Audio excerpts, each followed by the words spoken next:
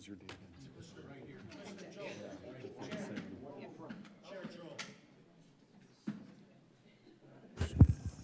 Chair, it is 1:30. Do you want to start or do you need one moment? Okay, let me start the recording. Recording in progress.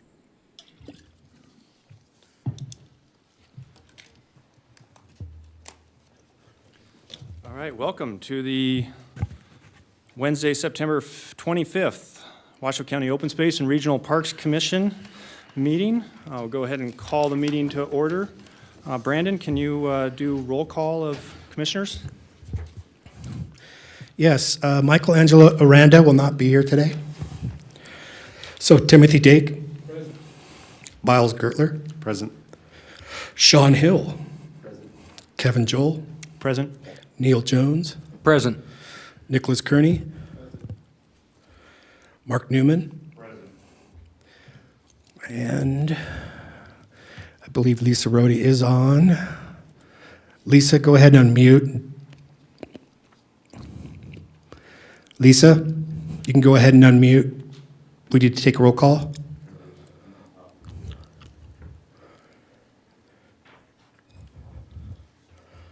Well, while we're waiting for Commissioner Rhodey, who does appear present on Zoom, Commissioner Garcia. Here. Thank you. We do have a quorum. As soon as Lisa, Commissioner Rhodey.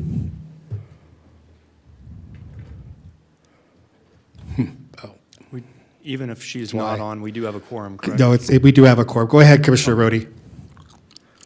I'm here. You're okay, There we thank go. you. All right, welcome. Volunteer for Pledge of Allegiance. Commissioner Dake, would you lead us in the Pledge of Allegiance? I pledge allegiance to the flag of the United States of America and to the republic for which it stands, one nation, under God, indivisible, with liberty and justice for all. Thank you. Brandon, would you read the detailed Zoom instructions? This is Jen Gustafson Oh. for the record. All right, this meeting is held today in the County Commission chambers, and it's also available via Zoom. To attend the meeting via Zoom, you can log into the Zoom webinar at the link found on the first page on the agenda. You can also join the meeting by typing zoom.us into your computer browser, clicking Join a Meeting on the Zoom website, and entering meeting ID 898-2690-0042. Alternatively, you can join this meeting via telephone only by dialing 1-669-900-9128 and enter meeting ID 898-2690-0042 and press pound. For those of you wishing to provide public comment, if you're here in person, you can of course provide public comment in person in chambers. For those of you joining us via Zoom, you can log into the Zoom webinar using the link on the first page of the agenda and utilize the raise hand feature during any public comment period. For those joining us via telephone, you can provide public comment by pressing *9 to raise your hand and *6 to mute and unmute. Thank you. Thank you very much. Do we have any public comment? We do. So I have Dana Miller, followed by Lawrence McNutt. There's no action. That's fine. Lawrence, followed by Dana.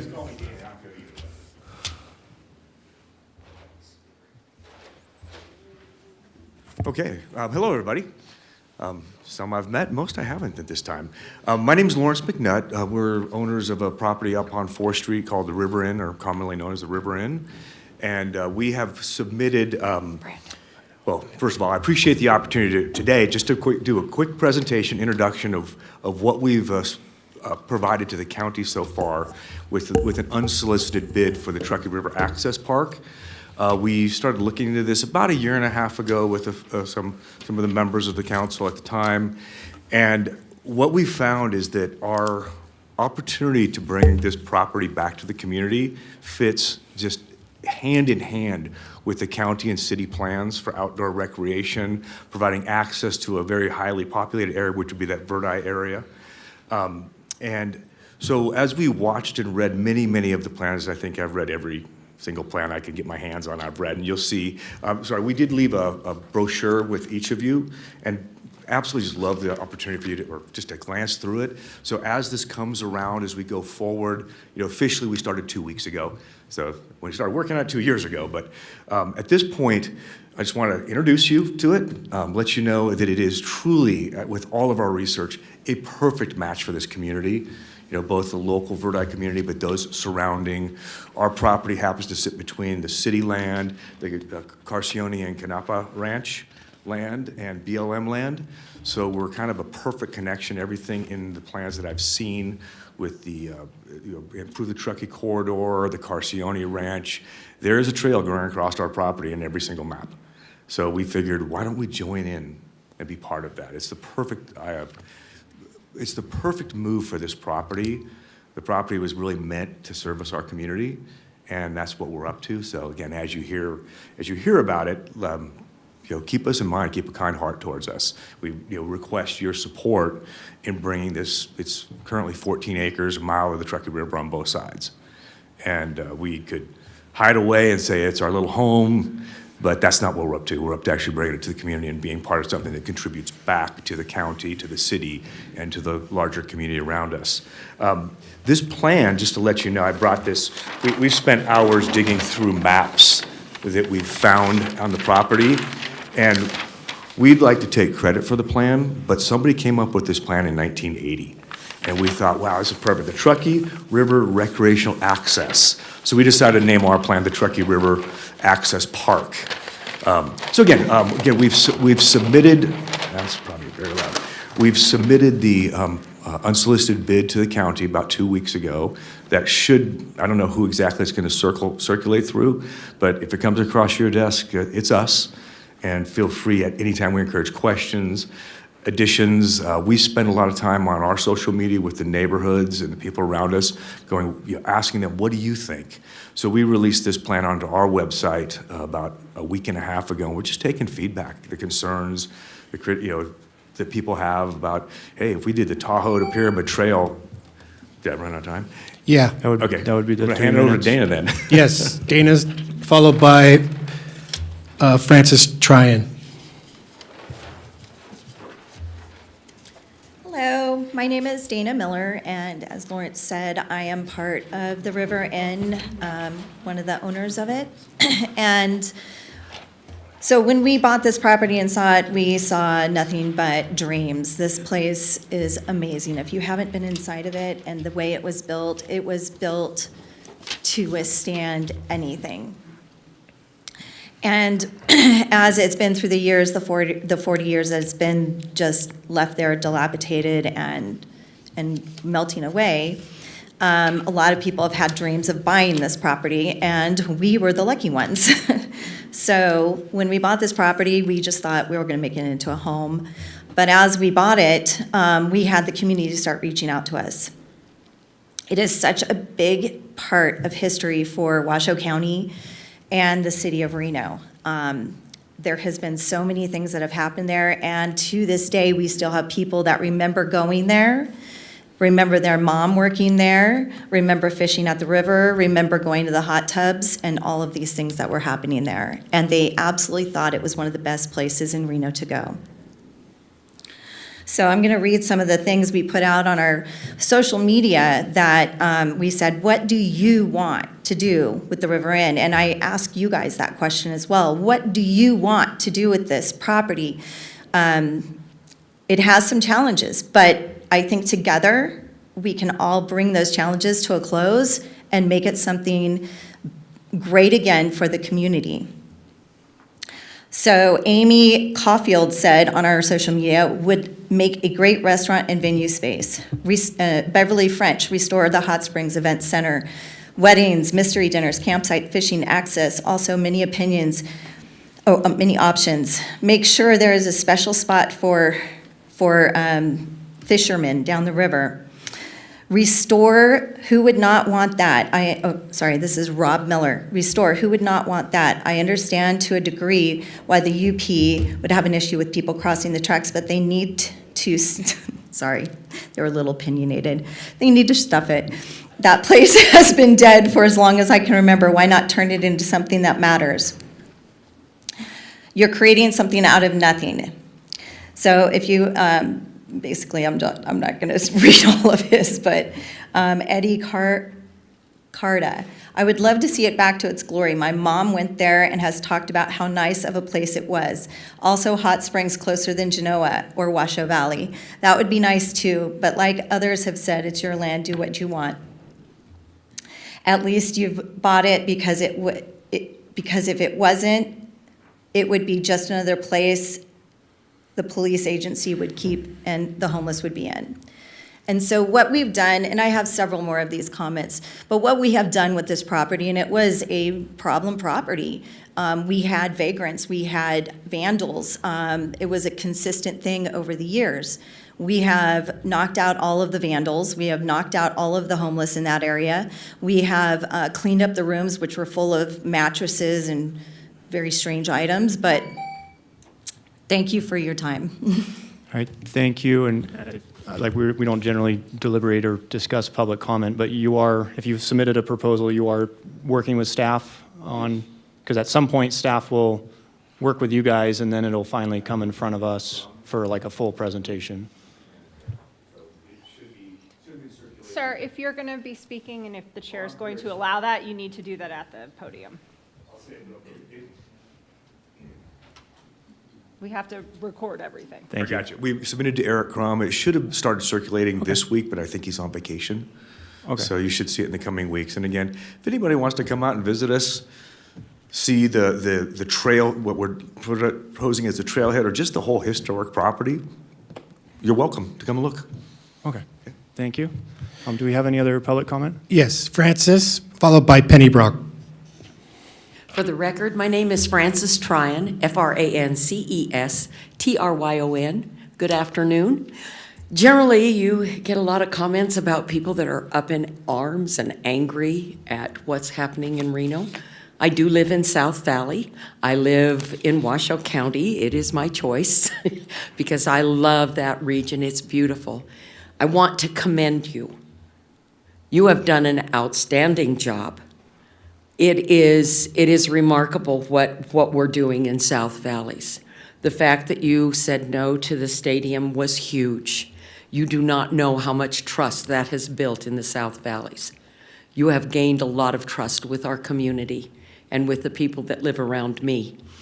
I do want to, as you start planning more for that park, I would really like you to use common sense and consider the infrastructure, the streets. And are they going to support more growth? What do we need to do to make access better for everyone?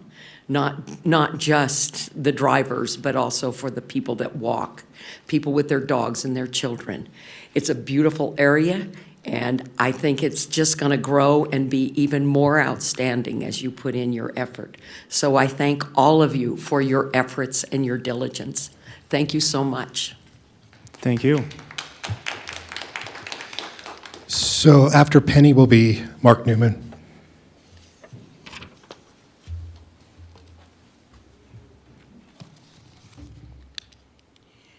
Penny Brock, for the record. I'm here to address number 9, the park report on the South Valleys Park. There's a design plan floating around.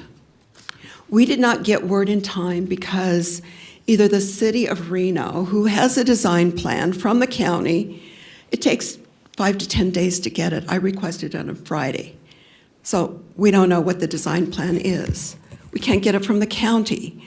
I don't understand why that design plan was not attached to the link so we can look at the design plan for South Valleys Park. We're not assured that this isn't for the soccer stadium. We don't know what it's for. This was done by stealth of night. You know that we're out there. We want information. We don't understand why we weren't informed. This is a copy of the 2015 design plan, master plan, that supposedly this design plan is about, but we don't know. because there's not been transparency. So we don't understand as taxpayers, and those of us who this park is in our area, why we can't get, why that was not disclosed to us as an attachment in the agenda. So I don't know today that that's going to be shown. If we need to stick around for number 9, probably so, because we never know what's going to be said. But this is the $40,000 2015 master plan. Where did that money come from? It came from the ice rink. When someone gave the ice rink a 20-year contract for $1 a year, they had to pay $40,000. So that's what the $40,000 was spent on. When you look at it, I'm going, really? $40,000 for this? So we very much want to know what that design plan is for. It may be just for anything. It could be for the soccer stadium. We don't know. We know that the commission chair has said that she's going to send the soccer stadium back to the Parks Commission. So that's why we're here today, because we don't know what's going on. Thank you. Thank you, and if I can clarify, some of the people that commented by email did get a response, including the plan. The plan that is currently out to bid is on the Washoe County website, linked to Demand Star, which is the online bid platform, and anyone out there can create a login and download it. It is out for a public bid right now, and I have been assured by staff that it does not accommodate the soccer stadium that was at question, and it is matching the 2015 master plan. So if I can offer you any reassurance with that clarification. And do we have any other public comment? Mark Newman. Good afternoon, everybody. Mark Newman for the record. I'm here just to say I drove by the Davis Creek Park that Saturday morning on my way to go golfing, and I just seen a little tiny grass fire. By the time I got to the golf course and hit the first tee, it was amazing how fast it expanded. I'm just here to say kudos to all the different agencies and fire people from across the nation that fought that and held it down to under 6,000 acres in that strong winds. Because I see the fires in California, and it's amazing that the work that they did to keep it to what it was. Thank you, guys. Thank you, Mark. Any further public comment? No further public comment in chambers, and I have no hands raised on Zoom. Okay. Number 5, approval of the draft minutes from the Open Space Commission meeting of July 24th. Mark Newman, I'll make the motion to approve. Please turn your mic on, Commissioner. Thank you. It's almost My mic impossible to on? see the little light. Oh, there it is. There's a little red light. You're on. Can you see it? Go ahead. There's a dollar sign that I don't know that needs to be there. It's in public comment that Commissioner Aranda talks about questioning whether the traffic and the noise could support 5,500 people, but it reads $5,500 people. And it was confusing to me, so I'd like to just see if we can get rid of that dollar. Which item number is that under, It's Commissioner? public comment, and because there was so many of them, it's one that starts with, the page starts with Chair Joel, then Commissioner Aranda. In response, Mr. Enzenberger is the following paragraph.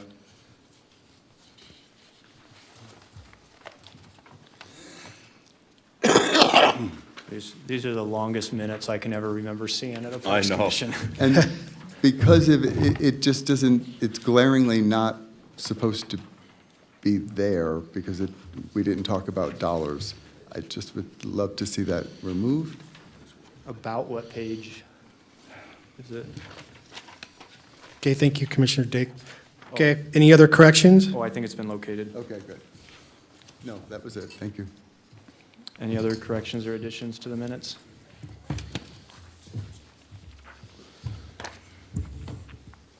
A motion to approve? We have a second. With the change. Oh, do we already have a motion? Commissioner Jones, I'll second the motion. I'm sorry if I missed something. All Did we? right, Jen Gustafson for the record. Let's just clarify, Commissioner Newman, you have amended your motion to include The change. changes. Okay. Yes. And then Okay. let's do an amended second. And amended second? Yes. Commissioner Jones, for the record, approve the, I second the amended motion. Okay, thank you. Is there any discussion on the motion? Is there any public comment on the motion? I have no public comment in chambers. I have no public, or no hands raised on Zoom. Thank you, Brandon. All those in favor signify by saying aye. Aye. Any opposed? Motion carries. Item number 6, discussion and recommendation about changing the date for the November 27th Open Space and Regional Park Commission scheduled meeting to another date in either November or December. So I don't have my calendar in front of me, but that sounds like Thanksgiving week. That's the day before Thanksgiving. You guys don't want to get together and meet that week? I would make a motion to move the meeting to the 20th of November. Okay. Brandon, do you happen to have the? I have the availability? chamber's calendar up. If you want to do it that week, the 25th, which is Monday, looks like it's available. I believe the suggestion was the 20th? The 20th. The Wednesday before? Let me look. The 20th is available. Is there any staff issues with the 20th? I can also look at the week after if you'd like. For the record, Colleen Wallace Barnum, Park Superintendent, there are no issues if we move it to November 20th. Is there any objections of the commission for November 20th? I'll entertain a motion. At 1:30 per usual? Sure. Okay. Okay. I'll entertain a motion if so desired. Commissioner Dake, I motion we move the November meeting to the 20th at 1:30. I'll second Is there a that motion. second? Thank you, Commissioner Newman. Any discussion on the motion? Any public comment on the motion? I see no public comment in chambers, no public comment on Zoom. All those in favor of moving November's meeting to the 20th, signify by saying aye. Aye. Any opposed? Hearing none, motion carries. It's number 7, presentation, discussion, and possible recommendation to the Board of County Commissioners to approve and adopt the Regional Trails Plan. This comprehensive plan focuses on the existing and proposed trail network, user experiences, awareness of resources, and coordination of trail planning efforts. The goal of this plan is improving the trail network and creating a better level of connectivity and access throughout the region. Colleen, are you introducing?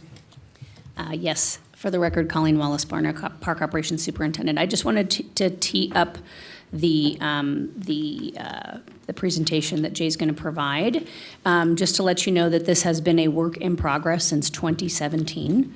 Actually, Mark Kimbrough's here. He did a presentation back in 2017. So glad to see him here in the audience. But it has been a collaborative effort from land managers, nonprofits, and the public. There's been a lot of public comment associated with this plan. So I want you to know that there's been a very thorough process followed. The most recent update I would provide, that's also in the staff report, is that on January 24th, Jay did come to the commission, to this body, and let everybody know that the action plan, which actually has a different name, it's just the Regional Trails Plan, was close to being completed, and that he planned to come back, which he is here today, to hopefully get your recommendation to have it approved and adopted by the Board of County Commissioners.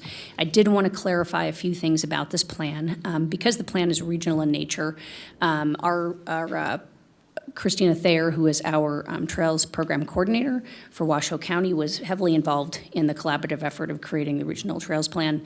And it provides goals and objectives regionally. So it's a working document, and it will be an action-oriented document.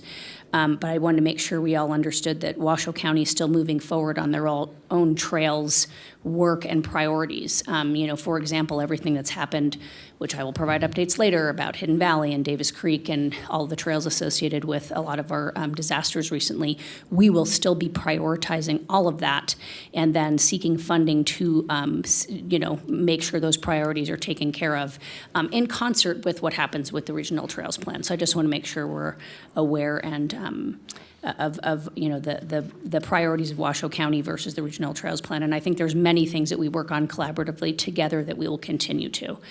So I'd just like to introduce Jay Howard with Truckee Meadows Trails and for his presentation. Come on up, Jay. Thank you, Colleen, and I did very much appreciate the way that paragraph was written, that Washoe County's trail priorities are still the priority. That was very well written.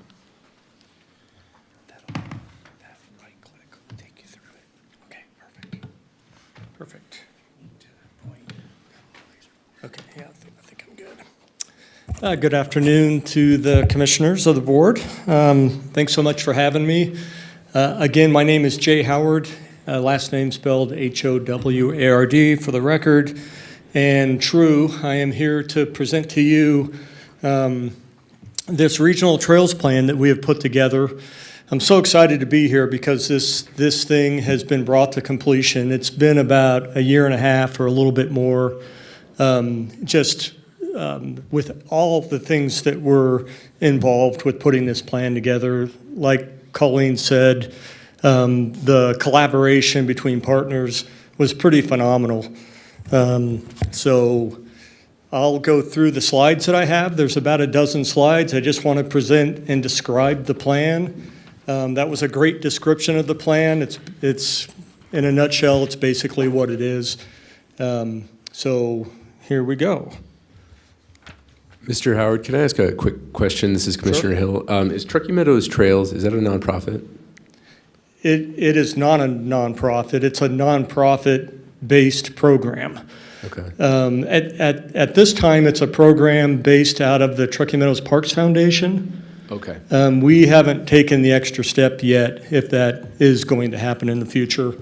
That's kind of unknown at this point, but we have not moved towards becoming our own nonprofit at this point. Great. Just appreciate the context. Thank you. Yeah. We've got pretty good support with the Parks Foundation for now, so I think most of us feel pretty good about that.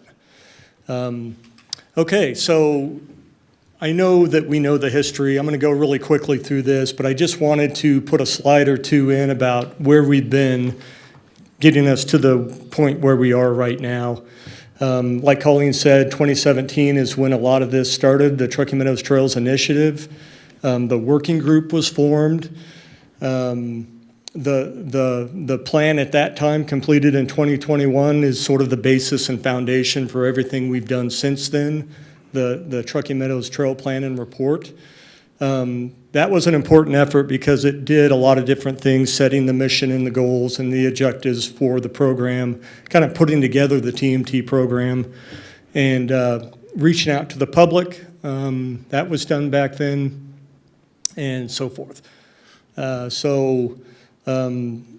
hiring of the program coordinator, which is the position I'm in right now, we entered into a collaboration with the National Park Service's RTCA program, and I think that has really benefited us all in just putting together a better plan had they not been part of the group. So this plan that we have here today is this. It is the implementation side or the action side of what was kind of put together with the plan and report. So there's the process that we went through with all the working group meetings, the focus groups, direct collaboration with the local park and recreation departments, outreach with federal and tribal partners, and a long and lengthy series of review and comment periods on different versions of the plan. I've thrown this up before in a PowerPoint the last time I was here. This is basically the same. There's the cover of the plan, and those are the different sections of the plan as well. So the introduction, originally I kind of meant for that to be something of a summary of the plan, but we've also since created an executive summary as a separate document for this plan that was in your packet. So you've seen that, that executive summary. I don't have a copy of it today, but it was written as a summary of the plan. So it's a short read to see what the plan is all about. But here's what the introduction does as well. Kind of reiterates the mission, vision, and goals, talks about the planning process, has a section called urgent implementation steps, defines what the TMSA is, or the kind of the project area that we have here in the Truckee Meadows, and most importantly makes key plan recommendations for private sector developments, projects. Planning and design standards is something we want to kind of jump into next, and information about the park district. So there's the project area, if we want to call it that. That's the TMSA, or the Truckee Meadows Service Area. Basically, you know the TMSA as the built environment here in the Truckee Meadows, and it's that portion of the Truckee Meadows which is served by utilities, mainly defined by Tumwa and the water that is provided. That's all within that TMSA boundary. For example, folks living outside of the boundary are typically on well and septic. Those colored kind of balloons or boxes around the TMSA, that was something that we added to the process because those are influence areas. There are many trails out there in those areas, especially in the Peavine area. We know there's a lot of trails out there. In that Eastern Sierra bubble, there's a lot of very important trails. And there's connectivity into our trail network from the outside that kind of connects us to the world, so to speak. We put together a conceptual trail network as part of this plan. It is basically broken out into those various things, trail planning areas.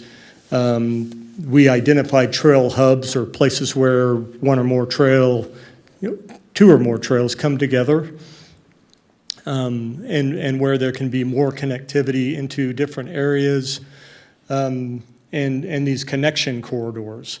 Those are several of the maps that you'll see in the plan itself. The trails of the alignments within the plan are broken out into existing, planned, and desired.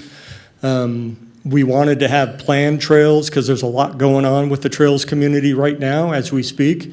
And there's a lot of trails that are planned and being implemented, or at least a planned trail is something that's been discussed and is planned at some low level, versus desired lines, which is really just something that hasn't been vetted at all, but it's a line on a map that once implemented could really serve to improve our network.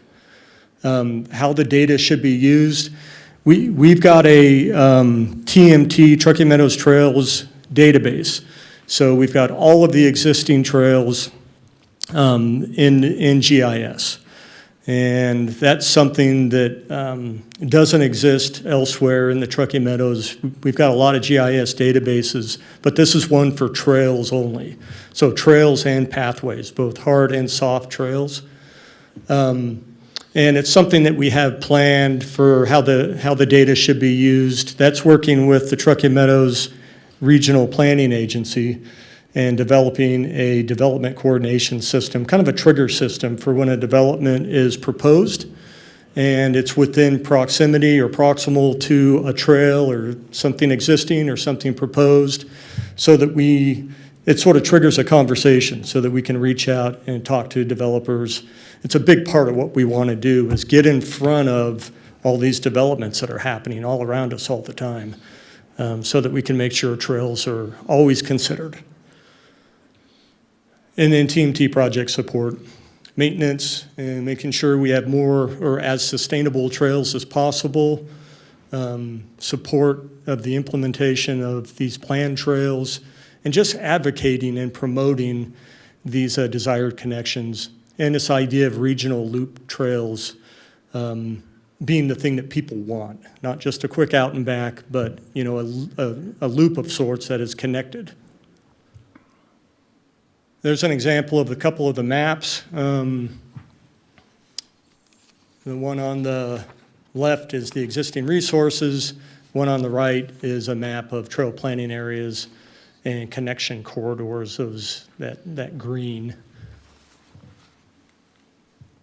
Planned alignments and desired alignments. This is all on one trail. The planned alignments are the purple lines that you see up there. The desired alignments are yellow. I wanted them to be a little thicker because that's more of a corridor. Again, a desired alignment is something that really hasn't been planned at all. It's not been vetted, but it's something that could really improve our network. So we've got a lot of different types of maps besides these three.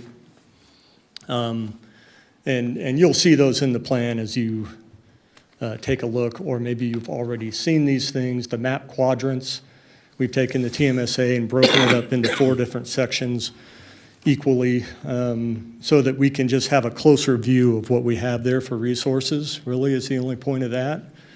Of course, a land ownership map, all the desire lines that came out of public comment from the plan and report have made their way, or quite a few of those lines have made their way into this regional trails plan. Another map, the TMRPA approved future units. Of course, RTC bike routes, which is being updated. It's a 2019 map that they're working on updating right now. We'll stay on top of that.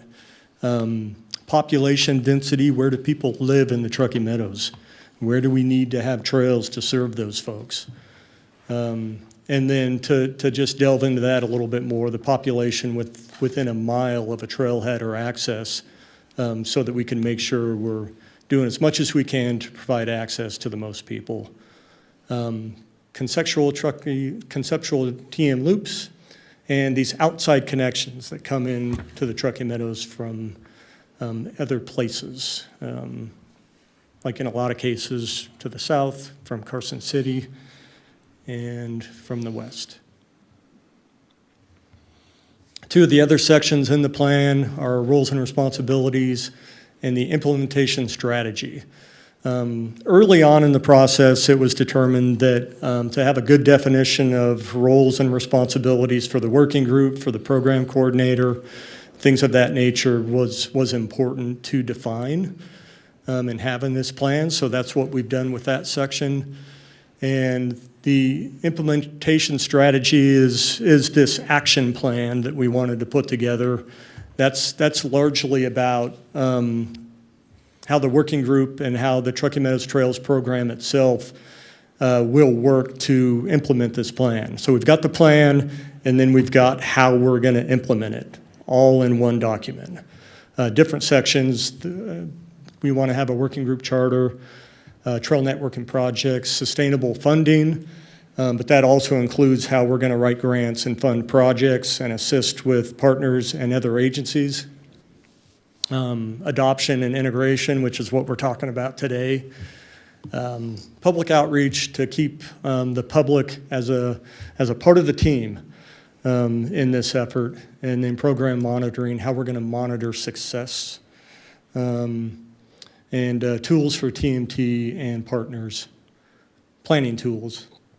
So what this plan does for the Truckee Meadows, provides goals and objectives for trail planning at a regional level, kind of that 40,000-foot view of what we have for resources here in the Truckee Meadows, and how we're going to improve that network. The plan provides key recommendations and guidance for trail planners, gives flexibility for planners to develop specific projects that meet connectivity needs. By that, I wanted to kind of take a step back and not do so much to create what we originally called priority projects, because there's so many different folks out there in the trails community that are part of the working group, but everybody's kind of working on their projects. And to not have a really specific priority project list kind of left that flexibility to the different folks that are part of the working group to work on, propose, to kind of put together their own projects that come together to serve the network. And of course, in that collaborative fashion comes together with the working group. So we've got a lot of different projects. Every one of those desire lines is a potential project. Those are all listed. There's probably close to 100 of them, but that's as close as we got to coming up with projects. And again, we just didn't really want to prioritize those at this point. This document serves as a reference document for trails in the region. It's a document that, at a glance, you can see the existing resources that we have. And there's just a lot of information in there about trails planning and how to move forward. Somebody who looks at the plan can learn a lot about trails. Promotes interaction with the development community. That's that thing where we want to make sure that trails are always included as much as possible in these developments that are happening all the time. Defines and implements concepts of connectivity, access, and sustainability and trail design. And this all comes together with the working group for the Truckee Meadows Trails program. We meet quarterly, and we're going to continue to do that. The major effort over this last couple of years has been the creation of this plan, but now it's all about coming together, many voices becoming one to implement the various projects and concepts within the plan. So this is the last slide. So from this group, any guidance that you have for moving the plan forward with adoption would be very important and appreciated. I think at this time, what we're looking for is a motion to support and promote the plan at the regional level, and to see the plan forwarded to the Board of County Commissioners for formal adoption.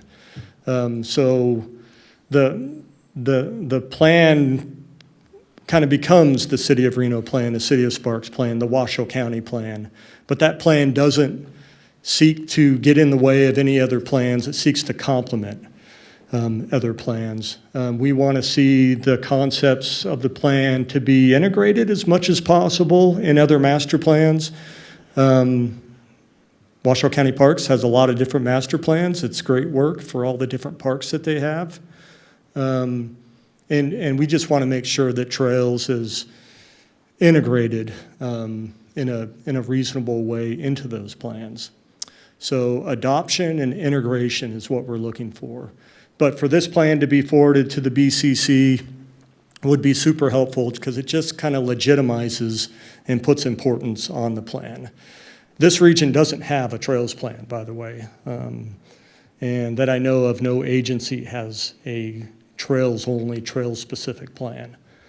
And I put in a little thing there about a follow-up activity that, well, just one of the things that we want to tackle next, I think, is working with members of the working group to come up with design methods and standards, kind of region-wide trail specifications, which is another thing that we need to make sure that all of our trails are built well, especially when we're talking to developers. We want to make sure that they have a ready standard that they can see and they know how to put a trail together, rather than just, there's a wide variety of things that happen, with developments and trail construction. So we want to try to make that better. That's largely what I have. If there's any questions. This is Commissioner Hill. Thank you for the presentation. Couple questions. One is, are there any financial implications for the county if this were to be adopted by the BCC? There is not. Like I said, this plan has been put together as a nonprofit effort through grants. My position as program coordinator is grant funded. Would we like to see that change someday and have agencies assist with funding to keep the program going? I mean, yes, but there are certainly no requirements of the county or either one of the two cities. The plan is free. It's been put together. It's been grant supported through a nonprofit. Could I add one thing to that too? This is Commissioner Gertler for the record. In my experience working in other communities in the past that have developed these things, what it does is it makes grant funding for projects much more attractive to the committees that award the grants. Being part of a larger community plan just makes them more attractive. So if anything, I would expect it to have a positive, net impact on budget for this type of work. Great. Another question. I'm just curious about the working group and representation of our community. So I was hoping you could elaborate who is represented on that working group, and more specifically, are we, are there communities of color, for example, being represented on that working group? What communities in our constituency and our region are making these decisions or making these recommendations?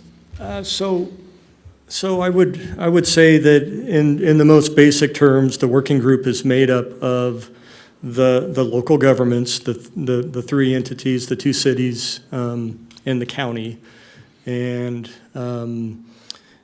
regional planning, TMRPA, Truckee Meadows Regional Planning Agency, RTC is on the working group. So it's good representation of regional planning and local governments. Beyond that, it's really the trails community. So there's several different, there's just a wide variety of different trail groups, like the Tahoe Pyramid Trail, Biggest Little Trail Stewardship, and the historic Virginia and Truckee Trail folks. So it's really just the trails community coming together as a working group.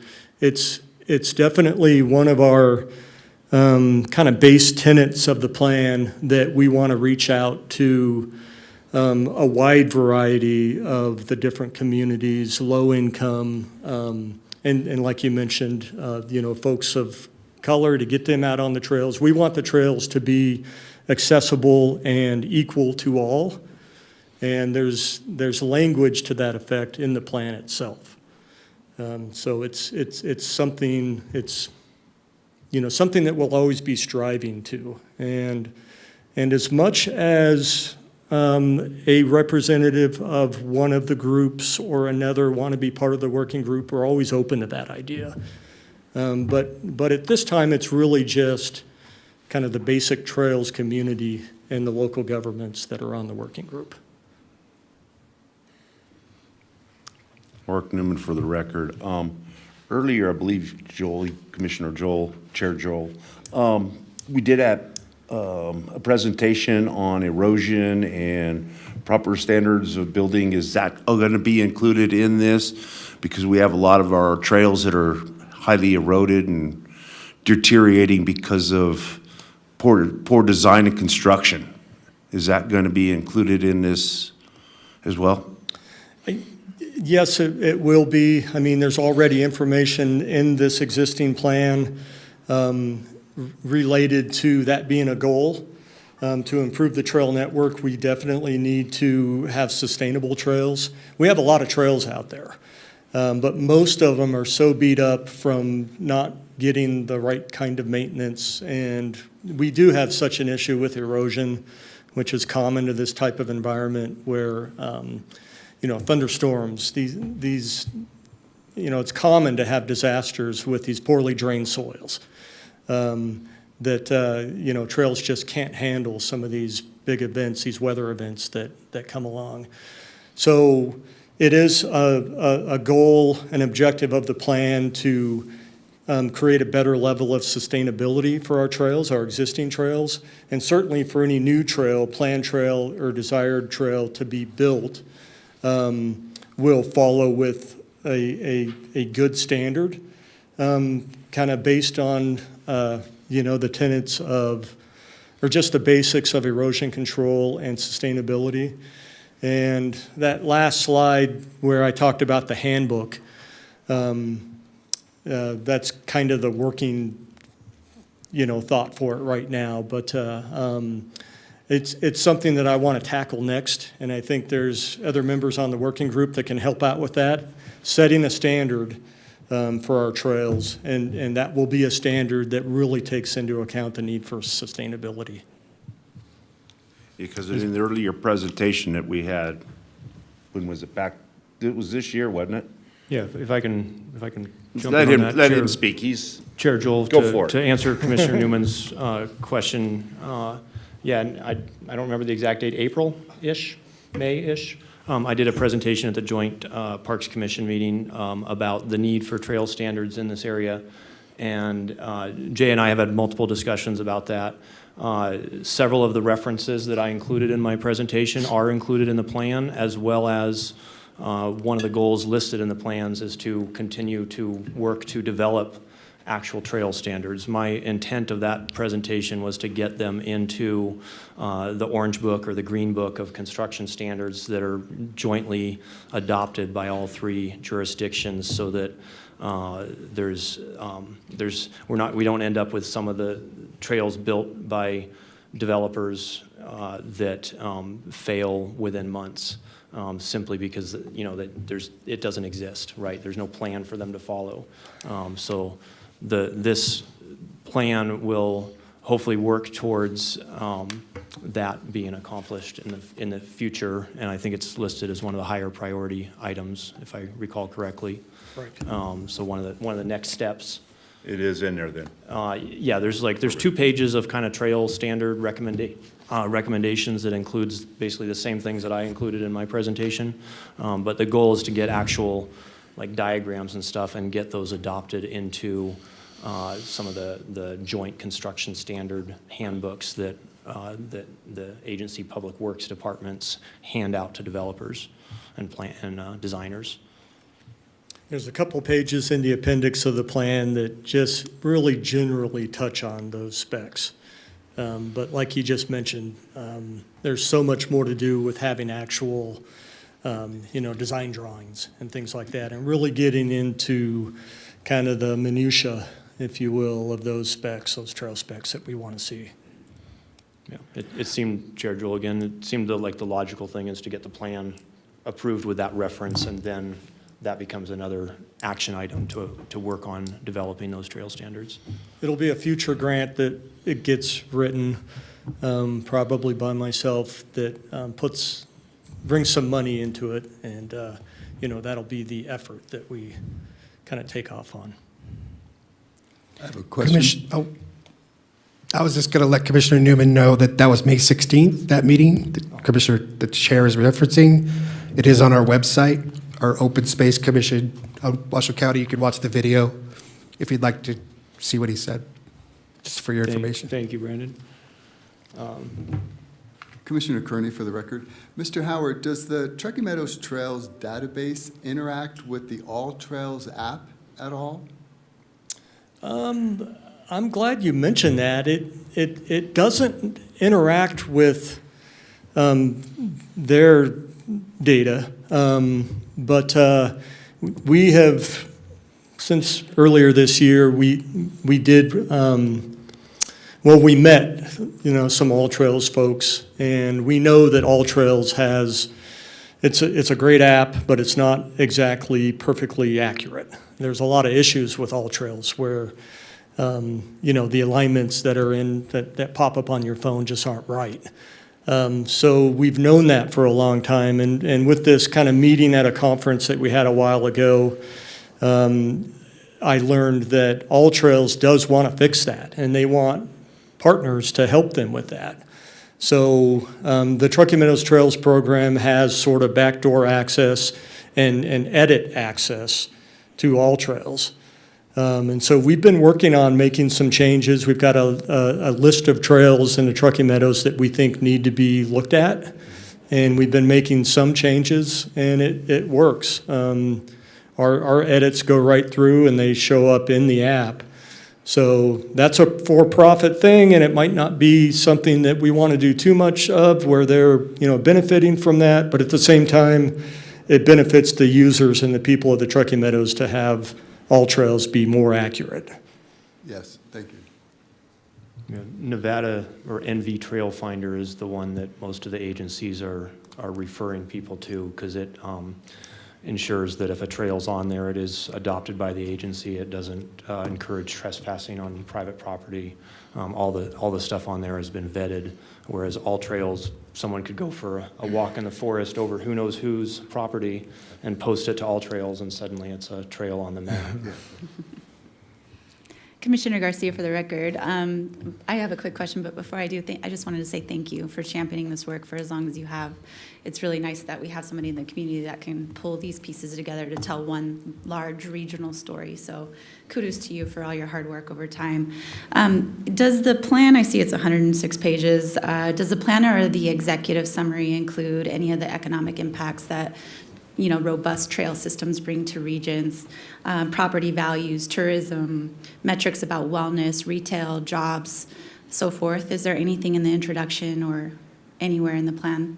Not in this plan, and the reason why is a lot of that information was already in the trail plan and report. That information is a little bit older now because that plan was completed in 2021. But that's a lot of what that plan did. Reaching out to the public, like I mentioned, but also there's a lot of information in the plan and report about the benefits of trails to the community and to the local economy and what that means. And I think a lot of those numbers since 2021 haven't changed too much, but all those indications of just what a great benefit trails can be to local economies is in the plan and report, and the Trails Plan and Report, that foundational document. And my plan moving forward is to not necessarily have a strict schedule of updating for this plan. Like a lot of plans, you want to see it updated in 5 years or 10 years, or maybe it's a 20-year document. That will be determined as we move along with the working group.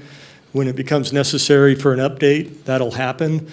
But I will have annual reports that are put together, and that technically will become part of the plan set. And so I think a lot of that information you're describing about economy and the benefits of trails, that'll be found in future annual reports. Okay, that makes sense. I just, I feel that some people speak in those kind of metrics and it resonates with them, and we all love and appreciate the great trail system we already have in the open space that we Nevadans have grown to love, but there's a lot of economic value, and I just didn't want that to get lost in the storytelling. Right. Thank you. Do we have any other comments or discussion from commissioners? Yeah, Commissioner Jones, for the record. I don't want to open up a can of worms or anything, but along the lines of maintenance and standards, I didn't see anything about pedestrians and bicycles, and then, of course, e-bikes. And to me, an e-bike is a motor vehicle. And these interactions between pedestrians and hikers and e-bikes is something that, from folks telling me that there's a lot going on. And I don't think people are calling the sheriff's office or anything like that when there's an accident or anything like that. But could you just quickly address, from a standard standpoint and from a maintenance standpoint, those three: pedestrian, bicycle, and e-bike? Thank you. Yeah, sure. This is a planning document that supports the implementation of trails and pathways. So when I mention hard and soft trails, it's the asphalt concrete pathways where you see bikes and people on so often within more the urban environment, and then the natural surface trails that tend to be a little bit more out in the hills and away from the built environment. There's a lot of different user groups that are using certainly those natural surface trails. I think the plan takes more the perspective of equality between all the different user groups. So the basic groups being cyclists, equestrians, and hikers. There's a little bit of information in the plan about how important reaching out to user groups is and making sure that everybody gets along on the trails and is making accommodation for others. It's kind of the worst of it is how cyclists and even hikers act around the horses and the equestrians, because that's a real safety issue. Somebody's up on top of a large animal like that, and if somebody on a bike or even walking comes up too quickly and the animal doesn't see that person, then there can be an accident.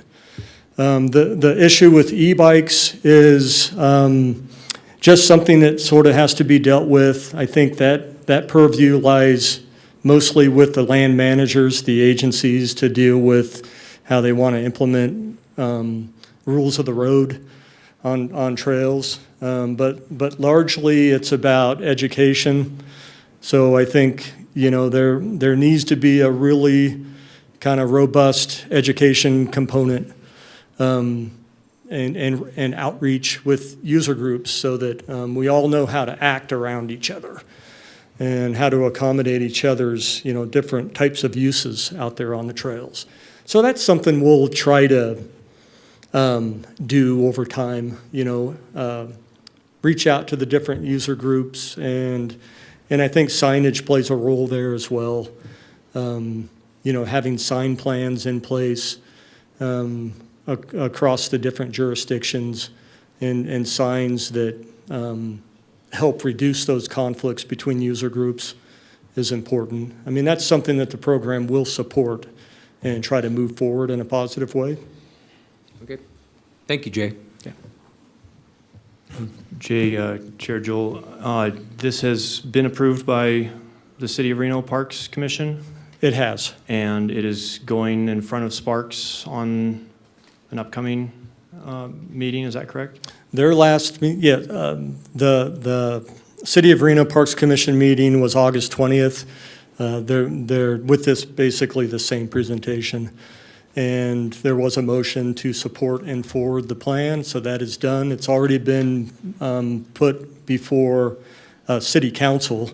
So I'm hearing from the City of Reno with Nathan over there that it's going to be on the consent calendar October 23rd with the City of Reno. City of Sparks, their last meeting of the year for the Parks Commission is in October. You know what, I think it's that same day, October 23rd.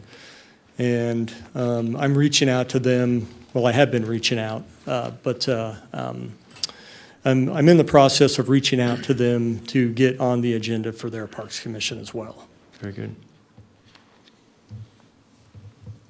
Any other comments or questions? The only, Commissioner Kearney, the only comment that I have is that I also am a volunteer at Truckee Meadows Parks Foundation. So I don't know if that's going to take me out of a voting situation, or if we have to vote forward. I don't think that would be, but I'll refer to council. But just wanted y'all to know.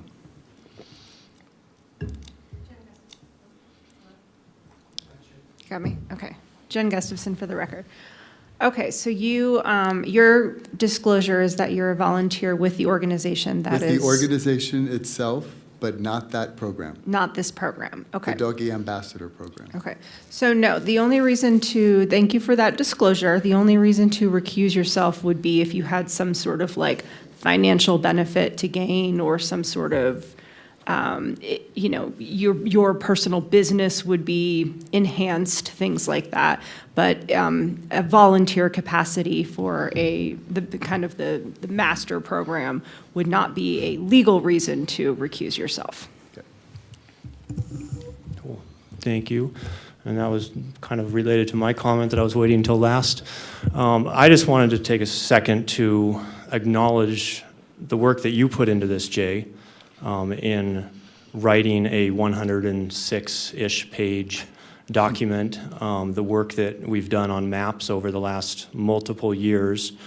And I also want to acknowledge Mark Kimbrough, who's sitting in the audience there, who kind of, I'm not, because Kickstarted, I would say, actually go credit to someone else I'm going to mention in a second, but Mark was kind of the initial person leading this effort to get a plan together.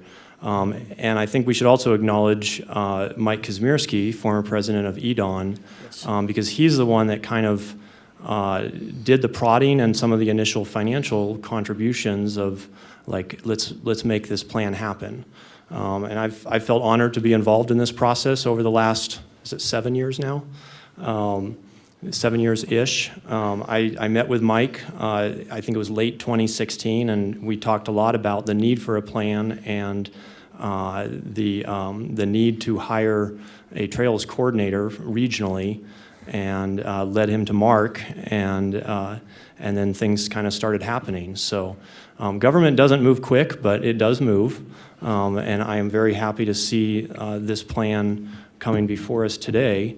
I would be honored to make the motion. However, since my business does do business both with the Parks Foundation as well as I've had discussions with Jay about providing estimates for some of the trail planning work that may be coming in the future, I feel to avoid any perception of conflict that I should recuse myself from this vote.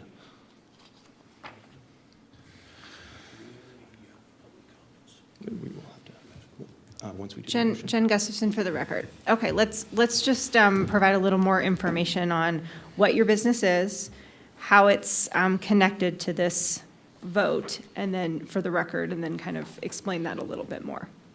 So I own Sierra Trail Works, and we do professional trail consulting, design, planning, construction, and maintenance. And I have done work for Truckee Meadows Parks Foundation in the construction of trails, as well as provided some estimates to Jay for future trail planning. I'm not currently under contract with them for anything, but I feel that there could be a perception of conflict if I were to vote for this plan.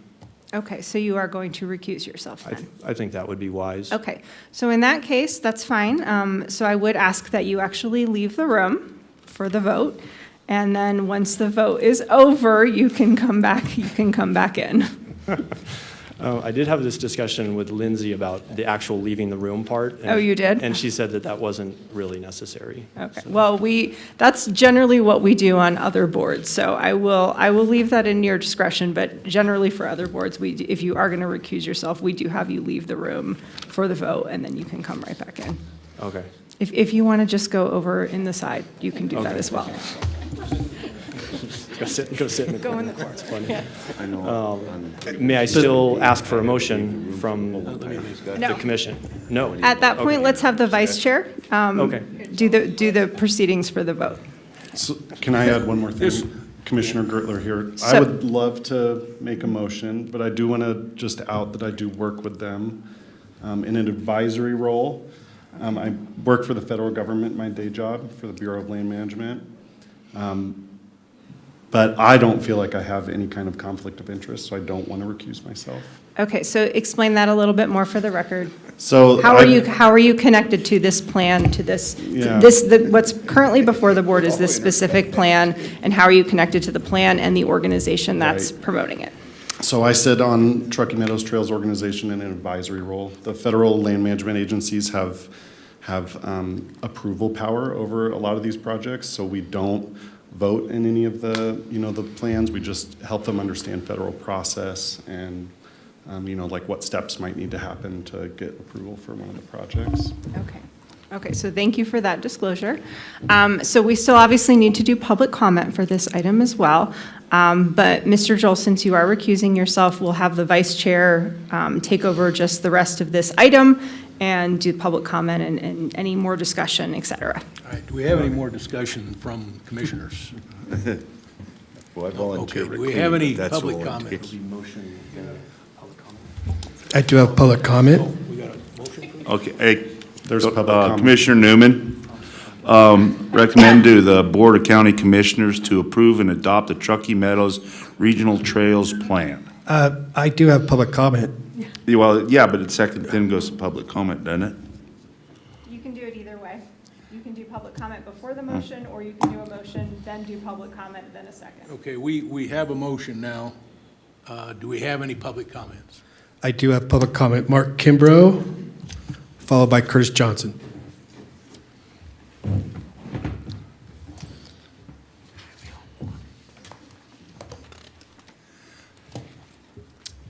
Hi, I'm Mark Kimbrough. I'm actually excited to be here after a long, many years of working on this plan.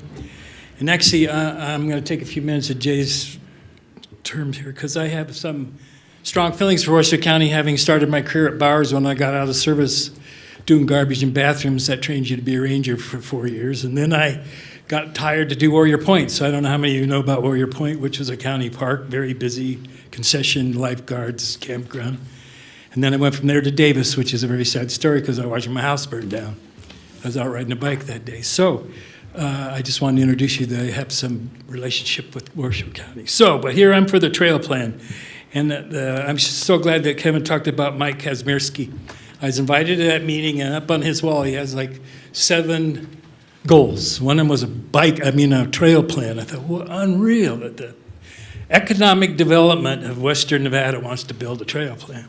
He understood the community and to recruit these businesses, trail systems are part of it. So he said, okay, let's move forward this if you'll help me, Mark. And I said, well, one condition, Truckee Meadows Regional Planning Agency has to be involved. You know what it's like to try to write a plan for 6 jurisdictions and try to get approval from 6 jurisdictions? Federal government won't even approve those things. It's out of their design to build documents and then take them from a grassroots group. This is grassroots. This is huge. All these people got together and at no cost. They're all volunteers. We do surveys and workshops and meetings so then I wrote the first phase of the plan, and then what happened? I got it done. And guess what? COVID happened. It's like, oh my God. So it sat for 1.5 years because nobody knew how to have meetings for a while. Then we figured it out, and then by that time, we were moving forward. And then one thing, Washoe County's been heavily involved with this plan. The Parks, Cheryl Surface is one of the first people that was with the first group that I met with. And then they did some serious review of the document, the plan that I wrote, and then there's some significant changes. So I had to do a whole lot of changes because Washoe County is the biggest player in the game as far as the region goes. Forest Service far outweighs that, or BLM, for places that could build trails. So after COVID, we got through it. We got right to the point that was really good things happening because Truckee Meadows Foundation hired Jay. And actually, another gentleman, but Jay took right after that position to put this plan together. And then the national part, the idea, because of COVID and the slowdown, I wasn't able to do the implementation part of it. I wanted to get the plan out. 4 years later, let's get the plan out, then do the implementation. So that's what's here today, plus the original document, with a whole lot of people, totally collaborative. I appreciate what Colleen said very much about how all the work that was done to bring this forward. But Washoe County was a key player for this process. And my time is up. Thank you. Thank you, Mark. Curtis Johnson.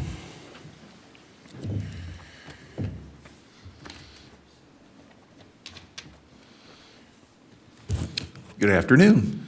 Yeah, my name's Curtis Johnson. I'm the president of the Biggest Little Trail Stewardship. We're a nonprofit corporation here in the Reno area, and we advocate, build, and maintain the local trails. We're also a chapter member of the International Bicycling Association.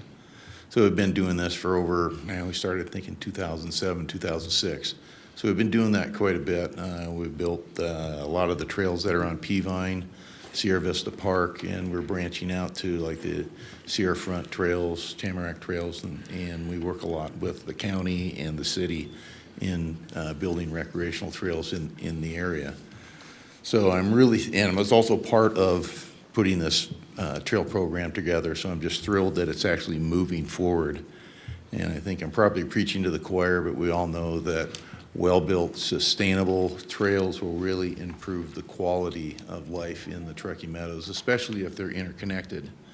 And this is an opportunity to get those desired lines of where trails should go And as it goes through the adoption process with you guys, then going to the county commissioners and also to the appropriate city councils, if they will adopt that and make that part of their process when they have a development come in, that there is a desire line, that desire line will become a condition of approval that a trail needs to go through following the standards that are put forward to build sustainable, good quality trails that will basically interconnect our community and make it a much nicer place to live. So that's where I'm here. It's been a great working with all the folks involved in this process, and I'm really happy to see that it's here, and I urge you to support it and move it forward and get it going. So that's why I'm here. Thank you, Curtis. All right, thank you. I do have a public comment in Zoom. T. Albright, please unmute. And please state your first and last name for the record. Thank you. Great. This is Tom Albright. Can you hear me? We can hear you. Okay. Albright, Albright. I am representing the Truckee Meadows Bicycle Alliance today, and my screen just went funny. Anyway, I just wanted to voice my support for this effort. So happy to know that groups like Truckee Meadows Trails and Biggest Little Trail Stewardships are on the game, on the job for this kind of work, along with the local agencies. Our focus is mostly on the built environment and making safe, attractive, and functional places for people to get around on their bikes of all ages and abilities. So I just want to emphasize two things that I think are great and reasons that we are so supportive of this. The point's already been made that these trails are huge amenities for people's health and well-being and for our economy and attracting and recruiting firms and people to our community. But I also want to emphasize that I like how this plan, there's a component of connectivity with our surface transportation network, and in particular, not necessarily only serving people who have cars. There's ways to access these trails, and there needs to be more, but an effort to have more ways to get the trails via transit and via our existing bike network and the network that's being developed. And I also want to make sure that we aren't overlooking the trails that are within the city. I think that's really important because not everyone is going to be in a position to go a long way. Not everyone wants to go a long way for a trail, and we have some really potentially beautiful resources in the city. So I applaud the efforts to look at this holistically and include the connectivity and opportunities to enjoy trails within the city and accessibility for all. So that's all my comment. Please urge you to support this plan, and thank you everyone who's been involved in working on it. Thank you, Tom. I have no further public comments in chambers, and I have no further public comment on Zoom. Okay, so we have a recommendation now or a motion to recommend this to the item to the Board of County Commissioners. Do we have a second? This is Commissioner Gertler. I'll second Commissioner Newman's motion. Thank you.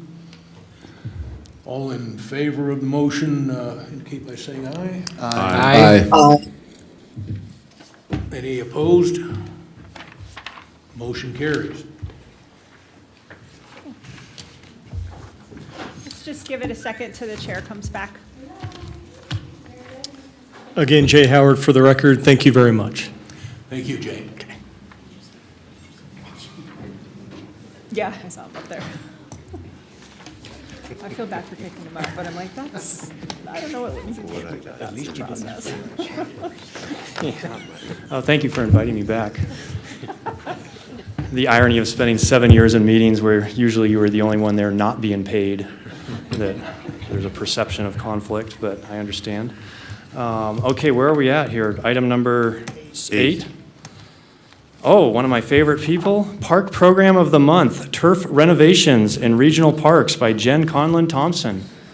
Okay, come on up, Jen. For the record, Colleen Wallace Barnum. I just wanted to introduce Jen Conlon-Thompson.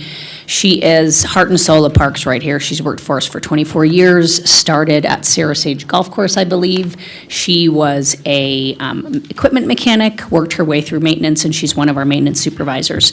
Highly respected in the field and does a great job with everything and with managing people. So just proud to introduce her to do the park presentation of the month. Thank you. Thank you very much. Jen Conlon-Thompson, Park Maintenance Supervisor for Central and South Districts. And this is something that I am very excited about, is turf renovation. So let's see if I can figure this guy out. So I'm going to start with talking to you guys about some South Valley soccer field issues. As you know, soccer is, it's a big deal, and those sports fields do take a beating. A lot of our struggles come down to the soil. You know, the chemistry and composition of soil affects the absorption of the nutrients. So high clay, high alkalinity, the salt coming from the effluent water, super high use March through October, which results in soil compaction, which results in poor germination. So it's kind of a vicious cycle. So I thought, hey, we need a new approach. Instead of just throwing fertilizer at this thing, what can we do to get some long-term sustainability? So I met with Cody Witt, who is the manager at Full Circle Soils and Compost, and we kind of got together to create a plan. He went out there and tested the soils, and they reviewed the tests, and he came up with a plan of attack to help balance those issues with some long-term nutrients. So we started on the lower soccer field in 2023, May and June. So the main takeaways from the tests were that calcium is very deficient, of course, in that area. Damani Ranch area, sodium content is high, boron content is high, and the minerals were just essentially all out of whack. So what did we come up with? Cody helped create a custom blend that targeted the major imbalances in the soil. He suggested that we start applying calcium nitrate, and this is a better fertilizer because it contains just the growth nitrogen, and it has calcium in it, which is also needed. He suggests we eliminated all of the other synthetic fertilizers. So we decided to divide the soccer field in half so that we could still have half of it available to the public. We aerated, overseeded, and top dressed with his custom blend, closed it off for 30 days, watered accordingly. And here's the custom blend. Like I said, we did it in half, so 60 cubic yards was for the whole 5.5 acres. And all the nutrients that he added, the rock phosphate, sulfur, gyp, the calcium, a couple kinds of calcium readily available to the plant, and then, you know, some trace elements. The cost is a little high, but I believe the long-term results are worth it in the end. We'll talk about that a little bit later. So he sent me a Google map photo that was taken in June 2023. We had just finished with the east field, and it had been reopened, and we had just top dressed the west field. But you can see the green. It was coming up really nicely. This is without the high hits of nitrogen from the synthetic fertilizers. Those guys dissipate quickly. They're out of the soil in about 12 weeks. So this is some long-lasting soil nutrient. And then we got the test in October. So the minerals were balancing. We had a really high potassium level that was going down, and the phosphorus was coming up. Better base calcium saturation level. The big issue was the boron and sodium. Those come down, which was fantastic. And we had increased humus. And obviously, it's not an easy button. Soil health is an ongoing process, and it does take a lot of time. So the benefits of using this custom blend versus the synthetic fertilizer are obviously, like I said, some long-term results versus short-term. You put compost down there. It's quite a bit of water savings, if you keep putting it down, that is.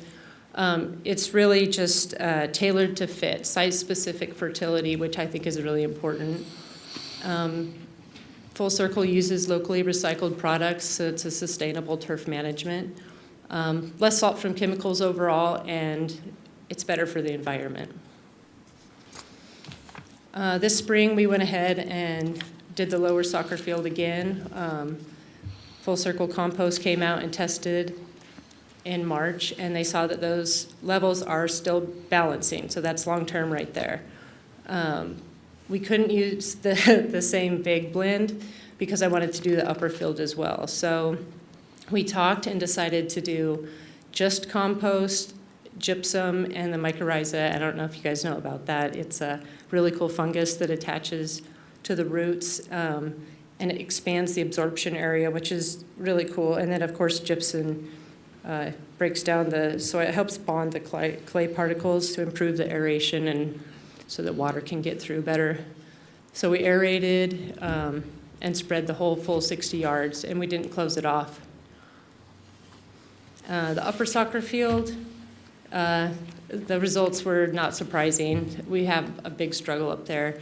The salt levels were really high, and the pH was really high. So once again, they created the specialized blend to start balancing the soil. We did the same thing, fenced it off, aerated, overseeded, and repeated 30 days later. So the lower soccer field has actually done really well. It's got constant foot traffic from leagues and dog park users. It seems to bounce back. If we have water issues, it greens up faster, and the seed does come in better. The upper field, unfortunately, we had a hard time with that. The irrigation, we'd just get seed germinating, and we'd have some sort of valve go down, a main line break, a solenoid wouldn't work. So when seed's germinating and that pops, it's sad because you lose about half of your work really quickly. But we're still working on it, and I feel like it is doing better and coming back faster. So we're going to wait for those soil test results in October and continue on.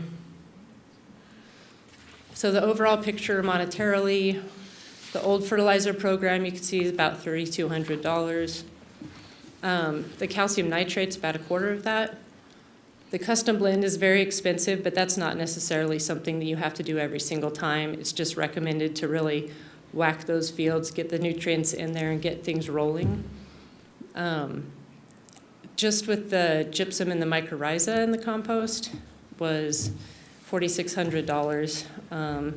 But it's kind of near the end of the fiscal year, so I just weigh checks and balances. Can I afford this?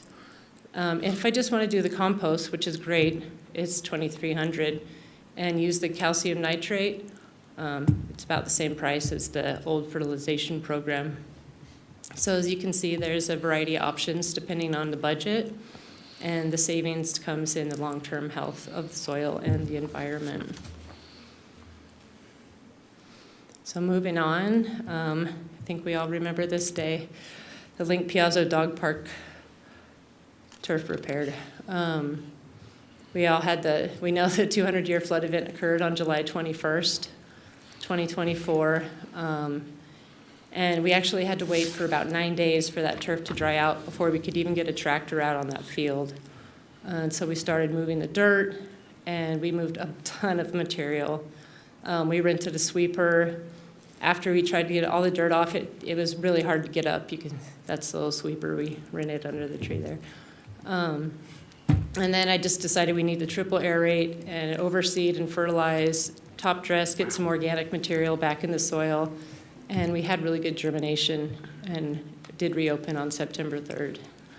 So I think pictures speak 1,000 words.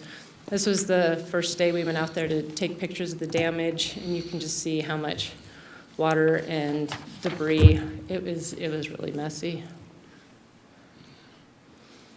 We had about 3 to 8 inches of mud. It covered a third of the dog park. It was essentially landlocked. We couldn't even get into the dog park because it was flooded around that gate. But yeah, once we were able to clear the gate, we got out to the turf. You could see we had to clear all the walkways and everything. It was just covered in that high silty, alkaline-y, clay soil, and once it got wet, it was super slimy, a safety hazard, so we had to get all of that out of the dog park. So we spent about 5 days on the tractor. I pushed it up in a pile, and my lead, Greg, he picked it up with a bobcat and took it out, and it ended up being about 70 yards of dirt that we took out of that dog park. August 8th, we had gotten as much as we possibly could off of there. And so, like I said, we triple aerated it, add some organics, some fertilizer, and some seed. And within 8 days, we had germination. I was very excited. And then by the 22nd, it was starting to look like the old dog park. So you can see the difference. We were really excited with how it came in. Yeah, it was a lot of work. And there we are, September 13th, back open, and everybody's happy. And then just real quick, I was going to go over Rancho San Rafael. People always want to know how we get the turf back, but it's become pretty simple over the years. You can see the parking lot where everybody's parked on the turf. We call it the overflow parking. We shut the water off about 6 days prior to those guys coming in and setting up. We do the last mow then just to keep the grass taller so it's a little tougher. And then they begin to set up on the 3rd. So the turf is used for, I think it's 25 vendors, 60 Sani huts, dumpsters, just main roadways. It's a lot. And over 120,000 people attended the event. Of course, we want to get water on it as soon as we can, and the pump went down, so we got that up. So the park was about 2 weeks without water. But once we got water on there, it came back really fast. And I think it all goes back to that long-term sustainability. So just some pictures, August 23rd, and then the 3rd was the first day that the balloon races started their setup. And then when you see it by the 6th, you're just wondering how it's ever going to come back, and a lot of the park looks like this. But 5 days of water, and this is without aeration or anything. That turf just comes right back. I don't know, it amazes me, but I spent about 10 years working on this overflow, aerating it, adding organic material to it, and just we got a new irrigation system, which did make a world of difference. But I guess my big takeaway on this is trying to be proactive with everything instead of reactive and creating a good product for everybody. So, thank you. Any questions? Well, thank you, and I just want to commend you for the job that you do, and I've had the pleasure of working with you on several events at Rancho and other stuff at parks over the years, and what a great job that you do, and your knowledge of the turf management. And I must say, like when I drive by parks in other jurisdictions that have grass that is just barely hanging on, and I'm like, they need to talk to Washoe County. So. And I see every bad spot. I'm really trying to get it back. So. Yeah. But yeah, thank you for that presentation, and thank you for what you do for the county. Thank you.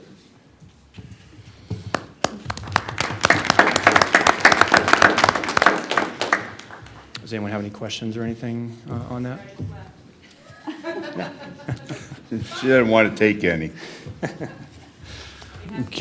I'll keep this rhetorical. I'm curious how you deal with 70 yards of clay. Where'd that go? Rhetorical, you don't have to tell me. Jen Conlon-Thompson, Parks Maintenance Supervisor. Torres Construction, who's in there working, which Colleen, I'm sure, is going to tell you about, they were nice enough to take it back to the roads department for us. So, yeah, it was a lot, but yeah, unexpected Monday.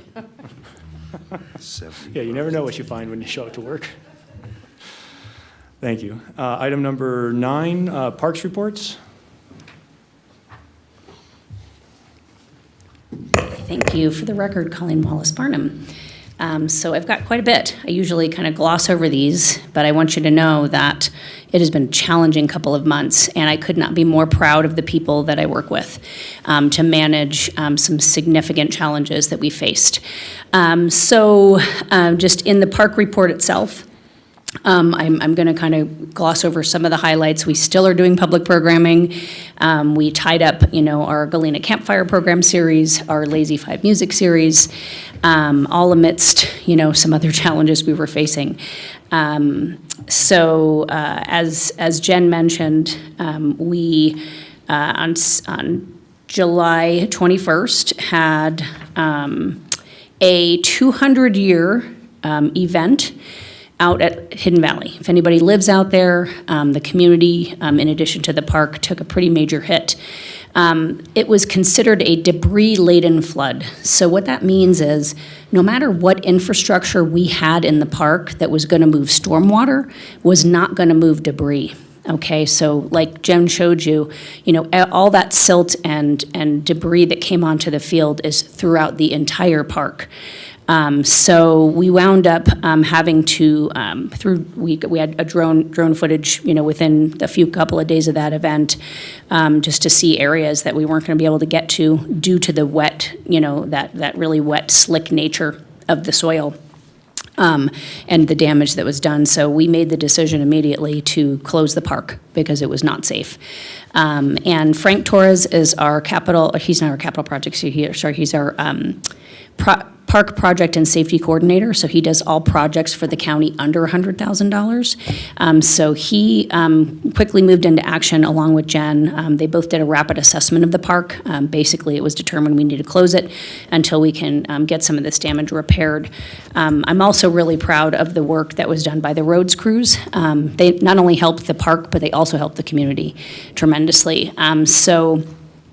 Between roads crews and park staff, we both worked simultaneously with different contractors. There was an emergency contractor, SNC, working on some pretty major drainage ways in the park, and then we had Taurus Construction kind of slowly in phases managing some of the smaller drainage ditches throughout the park that abut right up against private properties to the west.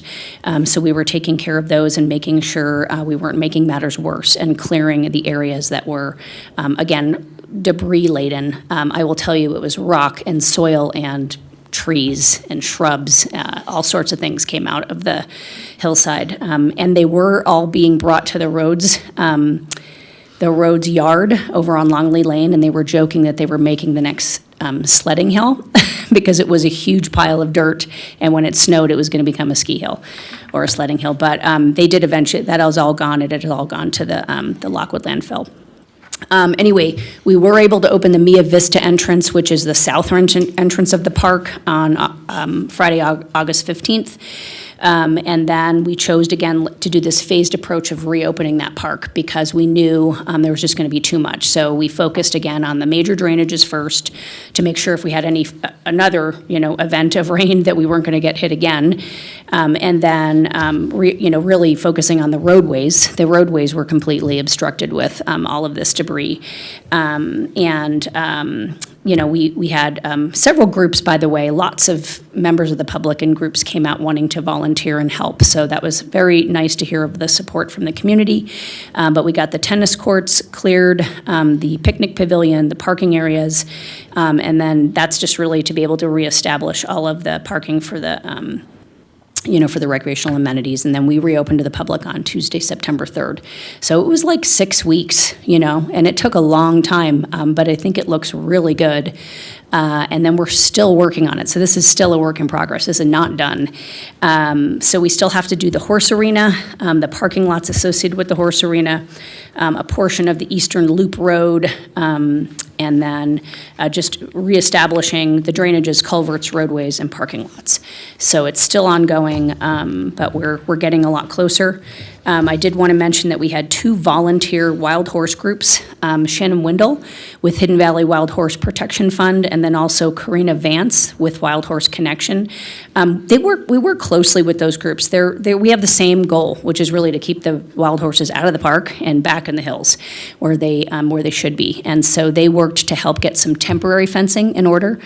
We reached out to some fencing companies, and they were like, "Yeah, we're ready in like maybe October, November." So we knew we had a gap in time, and they helped fill that gap, which was wonderful. We did do a full trail assessment. Our trails coordinator did a full trail assessment. The trails are open, but the Highland Loop Trail goes out into the east side of the park, and it's really like sections of it are used at your own risk, which is signed appropriately. But because we have some significant drainages that washed out, and the trails go across those drainages, and it takes time to get back up in there and do that trail work. So just want to let you know that's what happened at Hidden Valley. So again, it's still an ongoing process. We are still working with Taurus Construction. SNC is finished with their work, but we're still working with Taurus Construction on a lot of that repair work, and they've been wonderful to work with. And then there's another, Summerscape was another contractor we were working with. So those two have been doing the majority of the work. And then on to Davis Creek Park. So literally the same day the fire started, we had an all region junior ranger program out at Washoe Lake State Park, and then quickly toggled to fire response. And this is a map that we'll have to zoom in big time on this map because it's a little far out. But just wanted you to know that the park did lose 5 structures, sadly enough. As Mark Kimbrough mentioned, the residence is probably the most critical, one of the more critical structures that burned. The garage was a separate structure, so that's considered another structural loss. And then we had the fee booth, which was outdated. We hadn't been using the fee booth in quite a while. The old park office, which is a significant one to lose, and a storage shed. In addition, fencing, signage, tools, equipment, we are still working on that complete assessment. So in the rapid assessment, it was shown basically with that old office having burned, that is where all of the power and water infrastructure is connected in that park.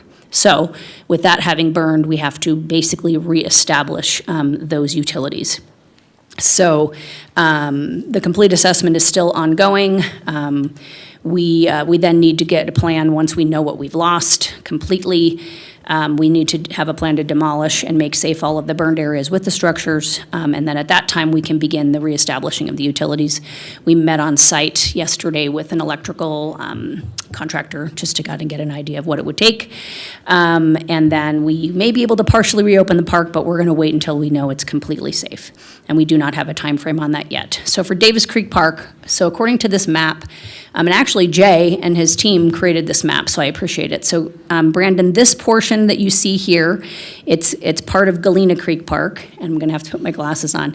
It shows 32.4 acres burned. It shows it's Davis Creek Park, but it's actually a portion of Galena Creek Park.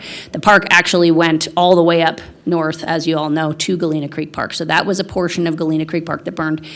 The vast majority of that is forested. It's unfortunate, right? We've lost more forest, which we don't have enough of in Nevada, so it's unfortunate we lost any of it. However, it's really not a place where there was any infrastructure in the park. There was no trails, there was no roadways, there was the Old Mount Rose Highway adjacent to it, but there was no infrastructure that was lost at part of Galena Creek Park. So of 350 acres that Galena Creek Park is, we lost 32.4 acres, which is roughly 9.25% of that park. And then if you scroll down to the lower, maybe right-hand side of this map, and thank you for doing this. The map was huge, so we couldn't, there was no way you're going to be able to read it. That's what I wanted to see. So Davis Creek Park is roughly 182 acres, and we lost 107 acres, which is 58.79% of that park. I will tell you that the campground and many of the forested sections of the park were in good shape. They're in good shape, so that's great news. We don't have, like the campground, like none of the bear boxes, the signs, the water tank that we have up there, none of that burned. But we do have, like that whole entrance road when you drive into the park, there's a large field of bitterbrush. We have some parcels in there. That's definitely what took the hit, in addition to where it started, which is going to be that lowest, probably the most southern portion, pretty much from there all the way up towards the office. That section burned, in addition to where the residence was. So, I mean, where we had structures in the park other than the restrooms, that's what really burned. I wanted to let you guys all know that there is a BEAR team. BEAR stands for Burn Area Emergency Response. for lack of a better term. It's like the ologists that get together, and it was led by the Forest Service. It happens usually once the fire, it may still be, in a situation where it's not completely contained, but they know certain areas of that fire are out, and they begin going through the areas and looking at the natural resources and any potential archaeological resources, historic resources that could have burned, and they do a full assessment that was, of those areas affected by the fire, and they come up with a plan. This assessment and this plan does not include funding, but it does try to, kind of look at re-veg, because we all know that we can go, probably one summer, and that'll just become a patch of weeds if we don't do anything with it. So re-veg is incredibly important, and I do know that there is a team looking from the Department of Emergency Management, so Joanne Loudon, our park planning, natural resource planning coordinator, she is part of that team trying to get funding for this the reseeding efforts. And then just wanted to let you know that we will keep the park closed, again, until our utilities are reestablished and it's safe for the public. It's going to take some time, so people are going to need to be patient. We do have the road blocked off. You'd be amazed how many people go around that and feel that it's okay to go in there, but the park and the trails are closed to the public until we can get that safe. The other portion of the park, and Brendan, if you go maybe a little bit further north on the map, the Browns Creek Trail, that whole area burned. Keep going north. That's a road. You'll see. Keep going. Yeah, the black kind of part of that trail. That burned. It's part of it's within the burned area. So we're keeping that closed. And then I wanted to make sure you knew that the Forest Service, they have their own closures. So Washoe County, our only closures are Browns Creek Trail and Davis Creek Park. The Forest Service does a forest order, and that's how they close their properties. So basically anything, and this is the other document that I shared with you, the forest order, but they are keeping the it's the other the forest order. It's the other tab of the PDF. They're keeping the Ophir Creek Trail closed, in addition to, and if you scroll all the way down, it'll show the map. So you can see that the black area is the fire, that's the perimeter of the fire, and anything that's green and hashed is Forest Service that's closed. So any of that area is closed, and really the entire area of Browns Creek Trail is going to be kind of in that general area. And then you can see the X's on the Ophir Creek Trail. That is also going to remain closed, and until we hear further. Usually they keep, and it's closed to any member of the public if there's fire personnel or, official personnel that can go in there that are part of either a rehab or, rehabilitation process. Then they're allowed in. But the only ones, unfortunately, it's going to be closed to the public until further notice. So I just want to make sure everybody knew about that. Okay, so those are my updates for parks. Colleen, can I ask a question? Yeah, of course. Okay, Commissioner Gertler. Is there any kind of access to state funding or FEMA funding for all the facilities at Davis Creek? That's going to be expensive. It is going to be expensive. We do plan to rebuild the residence. Thank you. We are not sure we need to rebuild the old office. I mean, it was really good to have, but we might just figure out another structure for all of the water and power infrastructure that's needed. But we will look into whatever funding's available. I can tell you right now, there's just a lot of irons in the fire, so I'm not exactly sure what may be available, but if there is anything available, we'll certainly seek it. Didn't have any insurance? So we do, Washoe County is self-insured, and then there's also, because it's the Davis fire, there's an order based on the fire itself. So right now, we are coding anything to the fire itself. So I'm not sure about some of those. I think it's too soon to know some of that, but we can give updates every park commission on really how that's going. I'll be happy to do that. And so that's what we've been doing for the past couple months, and it's been a very, very difficult couple of months. I will let you know that there is no extra in parks. So when this happens, we are depending on our team that exists. We don't have any extra people that come in and help. I mean, it's been great to get members of the public that want to come in and volunteer. We've had a lot of people say they want to come to Davis and volunteer. So if we do some reseeding or some planting efforts, we'll include the public, and we did that back in 2011 when we had a fire at Bartley Ranch Park. So we'll coordinate those efforts, and we really appreciate the public support on that. But I can't express enough how taxing these types of events are on our existing staff. So if other things don't get done, it's because we're managing these pretty major events that are happening. But on the good note, we do have, just to go on to the next report, so that's Parks reports, but to go on to Arboretum and Museum, we do have Dragon Lights Reno starting on Friday. So it's open to the public. It's an evening event, and it's from September 27th to November 30th. It will be every day, and you should all have an envelope with passes for you and your loved ones. I will say that if you have people that are like, oh, it's too expensive, I don't want to spend that money on the event, a portion of the proceeds do support the Arboretum, so we are happy to let you know that if people want to buy tickets, please do. It does support the Arboretum.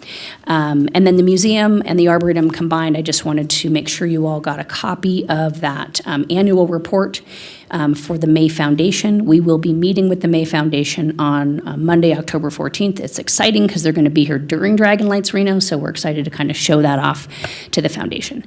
And that is really all I have for the park updates. Does anybody have any questions on anything other than what I went over? Or what I went over? Colleen, can you go over the park planning report? That's going to be Aaron. Aaron's going to do the park planning report okay, section. I got you. Yeah, so Okay, he's going to come so, up next. Okay, so pausing that for a second. First of all, I just want to say thank you to you and the staff at Parks for dealing with both of those natural disasters. And, you know, I realize it really falls on the county commission to provide any kind of emergency funding. That's beyond the scope of our board, but if there is anything that we can do as a commission to suggest that or recommend that or make sure that you and your staff get the support that you need to help the parks recover as quickly as possible. I mean, I can't speak for the entire commission, but I'm pretty sure that like we would be happy to entertain that. And I just, you know, personally, you know, getting, whether we get grant funding or DEM or FEMA funding or whatever, like getting the reseeding done, you know, in the manner that's timely for the maximum production of the seed is critical to kind of keep the cheatgrass out of, you know, our sagebrush and forest ecosystem. And I just, you know, we keep having these fires in the foothills and the sage and the cheatgrass, you know, Medusa head just keeps creeping, you know, further and further up. And will the Forest Service obviously will at some point do some reseeding of their jurisdiction. Is there a way to tap into that so that the county parks areas can also get reseeded at the same time? Yeah, we'll tap into any resource we have. And I do want to also just say a thank you to Truckee Meadows Fire Rescue, the Type 1 team that came in. They did a phenomenal job. They really did. I went to their daily briefings, and they were on it. They were on top of it. I mean, what you said, Commissioner Newman, you couldn't say any better. They did a phenomenal job keeping this at bay in some really challenging weather conditions, but we will tap into whatever we can. So, but it's a work in progress, and whatever we can. I know that County Manager Brown declared the state of emergency so that we could get those resources coming in for the fire itself. But you know, the after effects and you know that's what we're concerned about too. So now that we are on to the next phase of managing the resources post fire. Okay. Sorry, one more question, Commissioner Gertler. I know the county budget is rough, this year too, so probably not the best thing to just count on the general county budget. What about, what authority do you have to solicit donations? Like, could we set up a larger solicitation of donations from the wider community to pay for like some of those things that need immediate action? We have a donation account within Parks, so we always are willing to take donations and have been. So if anybody wants to, we can ear tag it for the Davis Fire, and that money could go towards restoration efforts. But Could you, again, solicit, donate, like go out on Facebook and say, we want donations? yeah, I don't know about you soliciting, but Okay. I'll get back to you. Okay. Yeah, so. Okay, Aaron, if you want to do the planning report.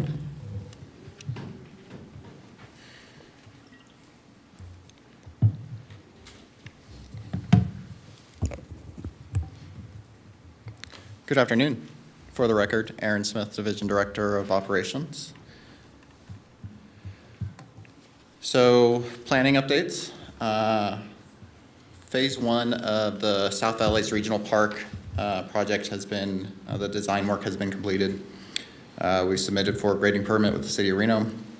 Phase 1 is currently out to bid. The scope of that bid right now is grading, asphalt, concrete, roadways, parking lots, sidewalks, curbs and gutters. It's traffic control. It's the unfun stuff about bringing amenities to the parks, but it's the infrastructure that's supporting the phase 2 and 3 of the build out. So this is just a small portion of it on the north side of the current ball fields in the undeveloped property.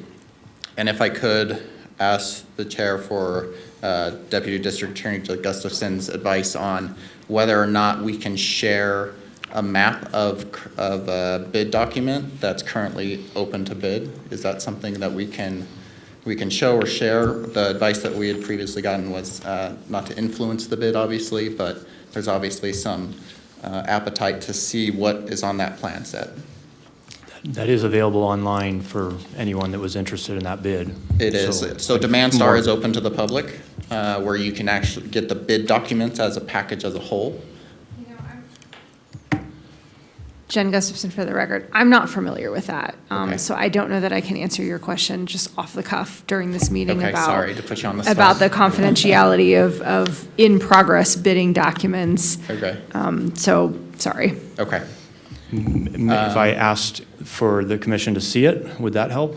Like if he's not sharing it, we're specifically asking for it to be presented? Okay. Okay.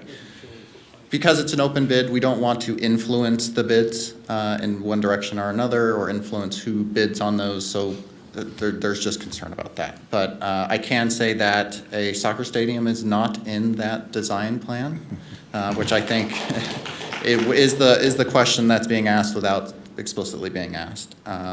And so right now, on that topic, there are no current plans to bring that unsolicited proposal to the Board of County Commissioners. The information we heard regarding the deed restrictions obviously was changed the opinions of the preliminary assessment that was done. And as mentioned by this commission, at this commission, is that the Board of County Commissioners holds the ultimate authority on whether to move forward with that proposal or not. And that's where that piece sits right now. But phase 1 is going to be parking lots. That bid will, after it closes, we expect it to go to the Board of County Commissioners on November 12th, where those plan sets and designs will be available, and prior to that, once it closes. So, questions on South Valley before I move on? Okay. So, Commissioner Newman, the phase 1 is just parking lot?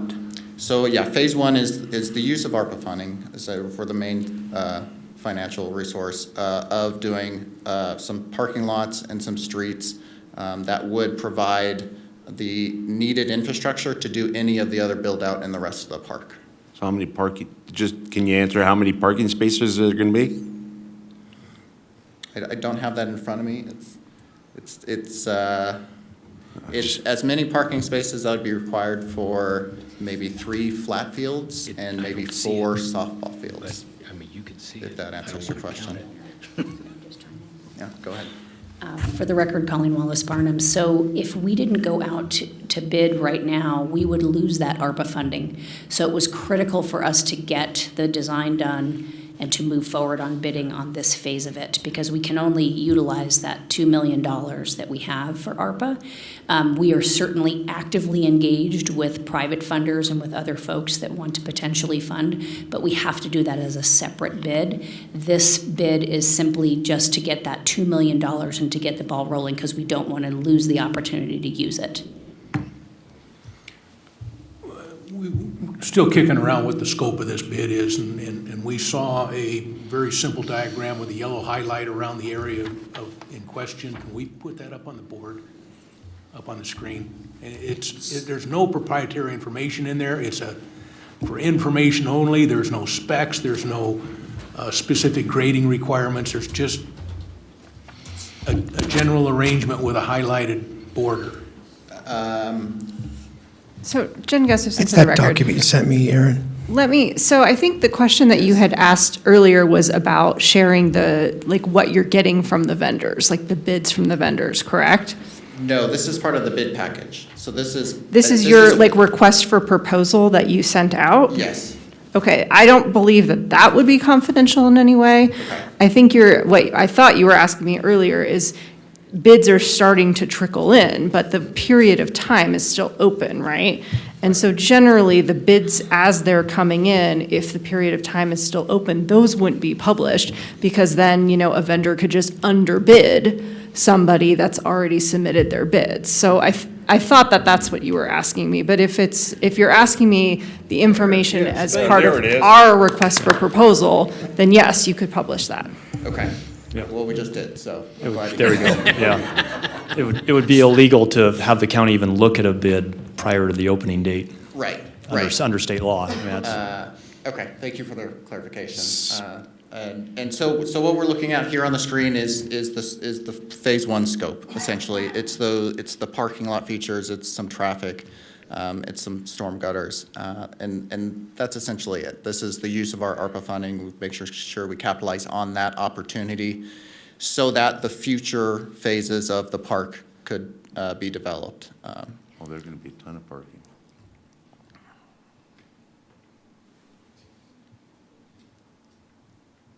And the roadway's going to go into Virginia Street as well? So right now, we do not have any permitting to access South Virginia. We don't, in fact, our access for Reno Iceway was declined by the city of Reno. So all of the access right now is going to go through the main entrance next to South Valley's library. But looking at the thing, it looks like there's plans in the future for a road to go into South Virginia there? There are plans. I believe that would be emergency access, but I can't say for sure. Right now, we don't have that designed out, planned out to the spec to where I can say it will or won't. Okay, thank you. Colleen.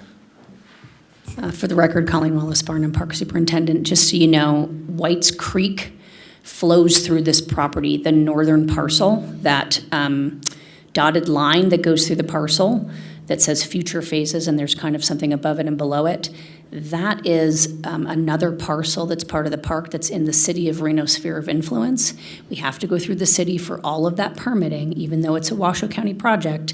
And there is significant infrastructure improvement that has to be put in based on White's Creek. So there's a lot of these questions we can't answer until that design is further along. And we do have that design firm working on that. But we really wanted to get the first phase going so we could utilize that money. And the additional phases, there will be further development of the plans. This is a preliminary set of plans for that northern section, which would include the connection to South Virginia. Perfect, thank you.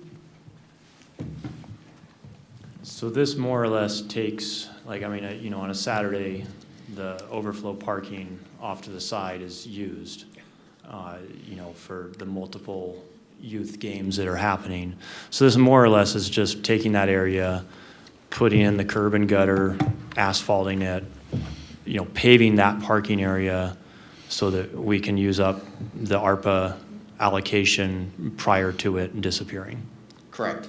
And like Colleen said, for the record, Aaron Smith, as Colleen said, so phase one, this is what's going out to bid.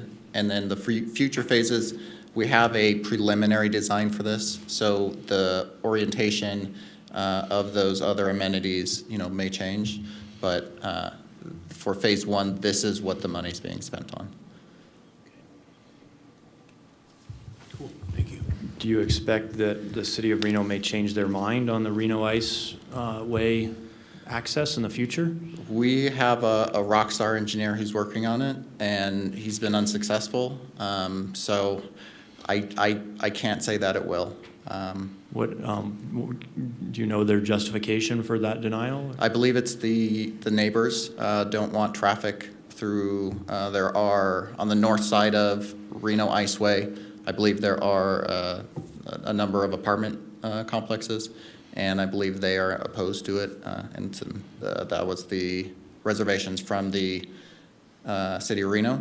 But I could have our engineer speak to that at a future meeting if you need. Okay. Okay, yes, we would. Okay. But at least according to this, it's going to be baseball fields and soccer fields and no stadium. Yeah, that's in alignment with the master plan update from 2015. Can you, Aaron, if you don't mind, on subject but slightly off, clarifying obviously I would hope that the outpouring of public sentiment against the soccer stadium assisted with the decision by the county manager's office to not pursue it further. However, can you elaborate on the deed restriction thing that you talked about? So do you feel that whatever was uncovered in the deed restriction, do you feel that that is adequate enough that it would shut down any future commercial type venture being developed at the park? Or is that something that we should ask staff to pursue, is strengthening or adding to that deed restriction? Yeah, good question. So the process of the unsolicited proposal process or policy essentially allows for a preliminary assessment. And in that preliminary assessment, staff get together and see, does it conform with the policy of the unsolicited proposals? Whether on just rough numbers, does it provide more value to the community than it would essentially cost? And then based on that, we bring this forward to the Board of County Commissioners through the Park Commission first, because it was a park related, in order to find out if it's worth using staff time to fully vet this. And in that preliminary assessment, they're not getting documentations from the deed holders saying that they're writing off on these things. We're not going through the due diligence of a full sale or lease or transfer or anything like that. We're waiting to see if it's something that the Board of County Commissioners supports. And so we, being part of the party who were evaluating the unsolicited proposal for the soccer stadium, we're led to believe that the people that held that deed restriction were not opposed to the soccer stadium. So then, when we found out new information, we obviously updated our stance on it, our being the county. So this county updated their stance on it. And then, so with that new information, it would not have made it out of that preliminary assessment. So therefore, it's not going to go forward. We're not going to spend any more time on it. And that's the policy. That's where it is now. I think that's what we wanted to hear. Yep. Thank you. Good. Okay, moving on. So Sun Valley Bike Park. So this project is going through the design build process. As of last Wednesday, the project, we're soliciting bids. The bid closes on October 9th. The project award proposal is expected on November 12th at the Board of County Commissioners meeting. Construction is expected to start the first week of December, and delivery of the project is expected early summer, late spring. So due to the specialized nature of this park amenity, the work was broken down into two categories: general civil construction and specialized trail building / bike park construction. So the scope for the general civil includes the grading, emergency access, installation of emergency gates, the kiosk sign, water irrigation lines. And then for the specialized trail building work, that construction includes a beginner, intermediate, and advanced bike pump track, construction of beginner, intermediate, and advanced bike flow trails, construction of a dual slalom course, construction of a jump zone, and then per the plans and specifications that are in those bid documents. Going on to Rancho San Rafael Regional Park Master Plan, that effort's underway. We're getting close to having the final draft. So we had a record number of public input through that process of informing the Rancho San Rafael Regional Master Plan. And we are a few weeks away from having that final draft. It'll most likely be agendized on the November Parks Commission meeting. Design plans for the Rancho San Rafael All-Inclusive Playground project were completed. Construction bids closed September 17th. We expect to begin work on November 4th, assuming that it is approved at the October 22nd Board of County Commissioners. Galena Creek Schoolhouse Restoration Project, Phase 1. So the Commission for Cultural Centers and Historic Preservations Fund is allowing this project to move forward with removal of non-historic interior finishing, restoring existing plumbing, finishing carpentry, essentially restoring this historic amenity. We're really excited about that. And work started on the new Galena Connection Trail or Connector Trail at Galena Creek Regional Park. So this connects United States Forest Service property to parking off of Mount Rose Highway. So 5 volunteers days were completed with a total of 73 participants. And so it was a big communal effort. This is a huge need for decreasing conflicts between vehicles and bike riders in Galena Park. It's a huge amenity. So for planning updates, that's all I have. Do you have any questions for me? I have a question. Commissioner Kearney, are there plans to capture oral histories while the Rancho San Rafael renovation project is going ahead? So the Galena Schoolhouse? No. Okay. The Rancho San Rafael renovation.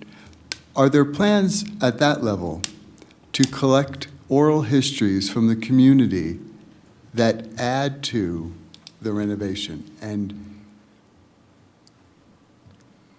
to be added to the collections at the end when they're, I'm probably bringing up something that's not even in somebody's radar. No, it's a good question. For the record, Colleen Wallace, Barnum Park Operations Superintendent, we have oral histories. When that was a ranch, before it became a park. Yes.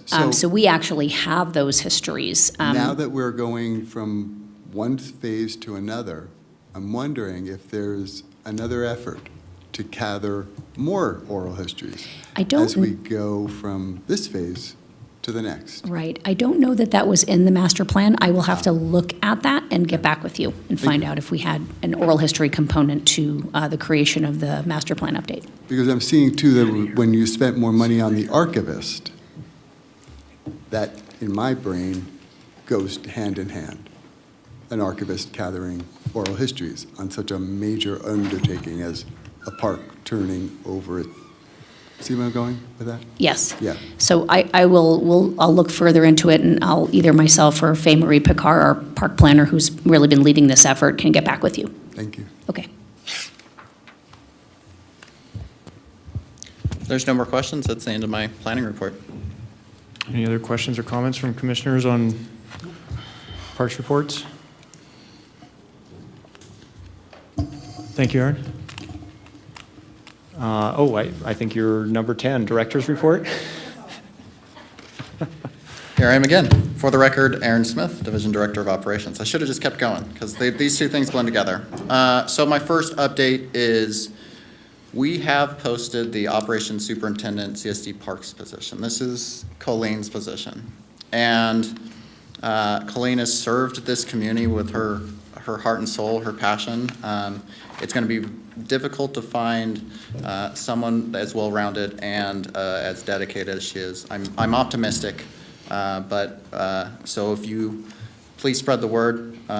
We would like to get as cast a wide as net as possible, but that position is currently out there. It closes on October 11th. And as just a note, her dedication to parks was evident with the response to Davis fire. She got a call on a Saturday and she was out there. It consumed her weekend, the whole next week, and she's just been, priority one is parks for her, and the community is at a better place because of it. So, thank you, Colleen.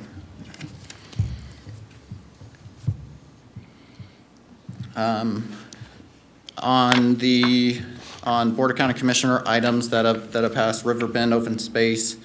This item was accepted for the new trailhead for River Bend open space. We accepted grant funding, which helps this move forward. This was unfortunately was affected by cost increases. So when we originally started the process, deciding to build a new trailhead and putting together those plans, well, after what we've seen in the last couple of years, those costs weren't updated anymore. So we had to go back and essentially shore up some of the gap in funding. But that project's moving forward. Hidden Valley, Colleen touched on it. We used emergency procurement in order to repair the stormwater infrastructure there that posed a life safety component to the citizens that lived around that area, and we had to reestablish the drainage ditches there. Those things that we could postpone, we did, and went through the normal procurement process, but our team really came together. It's one of those things in an emergency and in a crisis, that's really where you find out who people are and what they're made of. So the team really came together and did a good job. Canapa Ranch Trailhead, located along the Truckee River. So this was accepted for the construction of another trailhead, which provides access to that public lands. This is a Nevada Conservation and Recreations Program grant. And the scope includes design, construction plans, permitting, access, paved road and improvements, ADA compliant paved parking lots, fencing, access gates, new loop, and 2-stall ADA accessible bathrooms and some landscaping. Related to that, the county received an unsolicited proposal from the owners of Rivers End, who spoke earlier at public comment. The current status of that is it's in the earliest stages of the unsolicited proposal process, which is being evaluated by the committee to find out if it aligns with the policy guidelines. The next step would be to, if it makes it out of there, would be to bring it to this committee, or commission, and for a vote, and then to BCC, and then back to BCC, and then back to BCC. So there's a lot of checks and balances along that process to make sure that, one, that it's a good value for the community, that the ultimate relationship between us and a private entity is a good one for the community. And before spending a ton of time on those things, we want to make sure that it's something that's supported by folks like you who are advising the Board of County Commissioners, and also the county commissioners who are representatives of the citizens. So I'll have more information on that if it moves through the process. And then last item is the Board of County Commissioners accepted an easement and maintenance agreement with Collin Ranch HOA for trail access to the Sierra Front and Open Space Trail Network. And so that ends my director updates, and I'm available for questions or anything that you guys need. Does anybody have any comments or questions for Director of Operations Smith? Cool. Thank you, Aaron. Thank you. Item number 11, Commissioner requests for future agenda items or announcements from commissioners.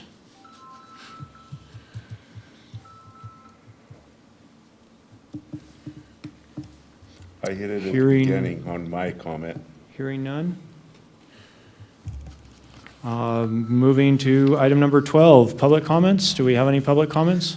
I do have some people in the audience We that have want to a comment hand raised. on item 9. Okay. But most of them got up and left, but I I think they could, see at a- this time, if they'd like to speak. see a hand raised Penny, out would you there. like to go ahead?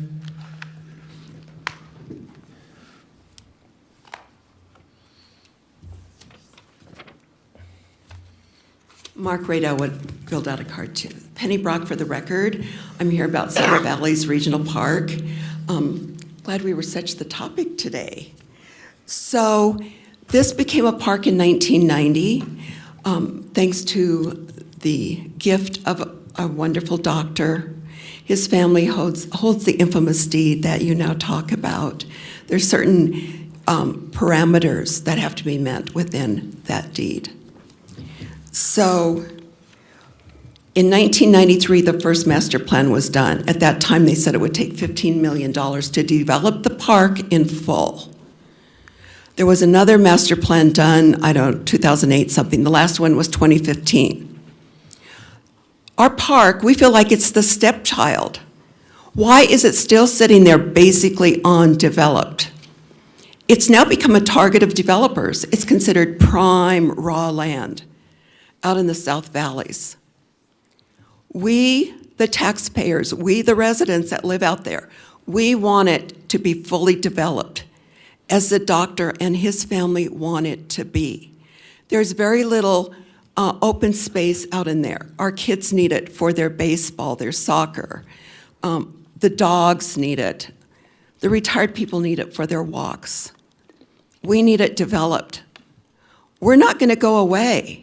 We're sending that message out to the developers. This is our park. We've poured tons of tax money into it. You can't get an accounting where that money went for our park. Where is the money? Where is the $3 million that Senator Rosen gave 2 to 3 years ago? Where's that money? I haven't had time to call her office. I'll get an actual document where she sent that $3 million. Where's our $3 million for our park? What happened to the bond money? You know, if you had a private business, you have separate accounting set up for each project, right? Washoe County, the budget for this year, July through June of next year, is $1.2 billion. That's a B as a boy. The first time I saw that, I had to call a friend to make sure I read that right. Who of us, maybe some of you are blessed to have $1 billion. And yet our county tells us they don't have money to develop our South Valleys Park. Why not? Why not? Our area is made up of many custom, expensive homes. Montreux, Arrow Creek, that whole Arrow Creek Parkway is upscale custom homes. St. James Village, and now St. James Village is growing. Thank you. Please find the money and develop our park. Thank you. Thank you. May I ask staff, do you know what this Senator Rosen money is that's been referenced a couple times?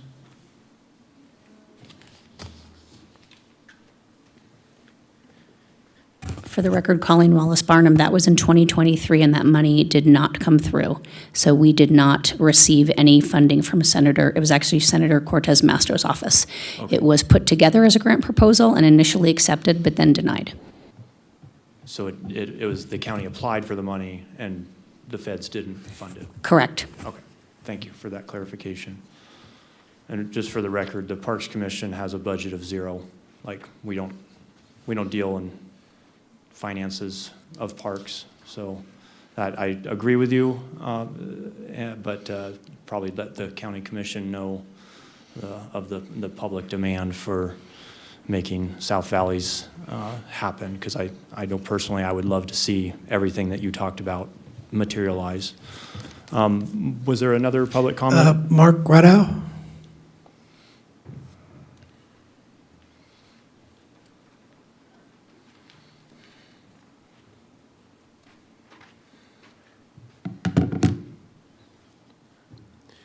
Thank you, Commissioners. A pleasure to be here before you again today. Thank you, Colleen, for the hard work you do. Thank you for making South Valley's awesome. I love that. Well done. Special thank you for some of the people in the audience. The heir of the doctor that donated the land is here with us today, too, because she's intimately concerned about the project, and she represents the community wonderfully on this. I am the recipient of so many emails of a concerned and nervous community. And I'll share with you I'll share with you none of the four-letter words and stuff like that I hear every day. But I think it's important to understand, for you to hear that grading does not define the trajectory of this park. It doesn't mean that, while you see the fields and soccer fields, the portion that we're talking about doing does not limit in any way this project to what is most recently been proposed as a 2015 master plan. It can nor does it not define that a unsolicited stadium will be. So when we use language that there's no plan for a stadium, and then insert the word there's no current plan for a stadium at South Valley's Park, you're almost injecting, you're doing the opposite. It's almost you didn't even say anything. And that's the layer of, I don't want to call it distrust, but I think if you can just hear the layer of distrust that you're dealing with from this community. I hear it as an investor in another stadium. And when an investor hears you condition the future of what this is going to be, they run for the hills. They run away from the project that I'm working on at Parr Boulevard. You have to hear that from two totally separate perspectives that are hearing the same layer of, we have no confidence that this will, what South Valley's Park will be in the future, a park or a stadium. I want to work with you, and there's a large audience of people that want to work with you. We want to go out and help the Colleen and her team and you guys come up with the funds necessary to build this park, to finish the build of a park. But I can't go out there and do it because I can't tell them what the future vision is going to be, because they didn't want to invest in a stadium, and they don't. So I need more clarity from you, specific clarity, and then I can go out and help you raise money and develop the park. Thanks. Thank you, Mark. Any further public comment?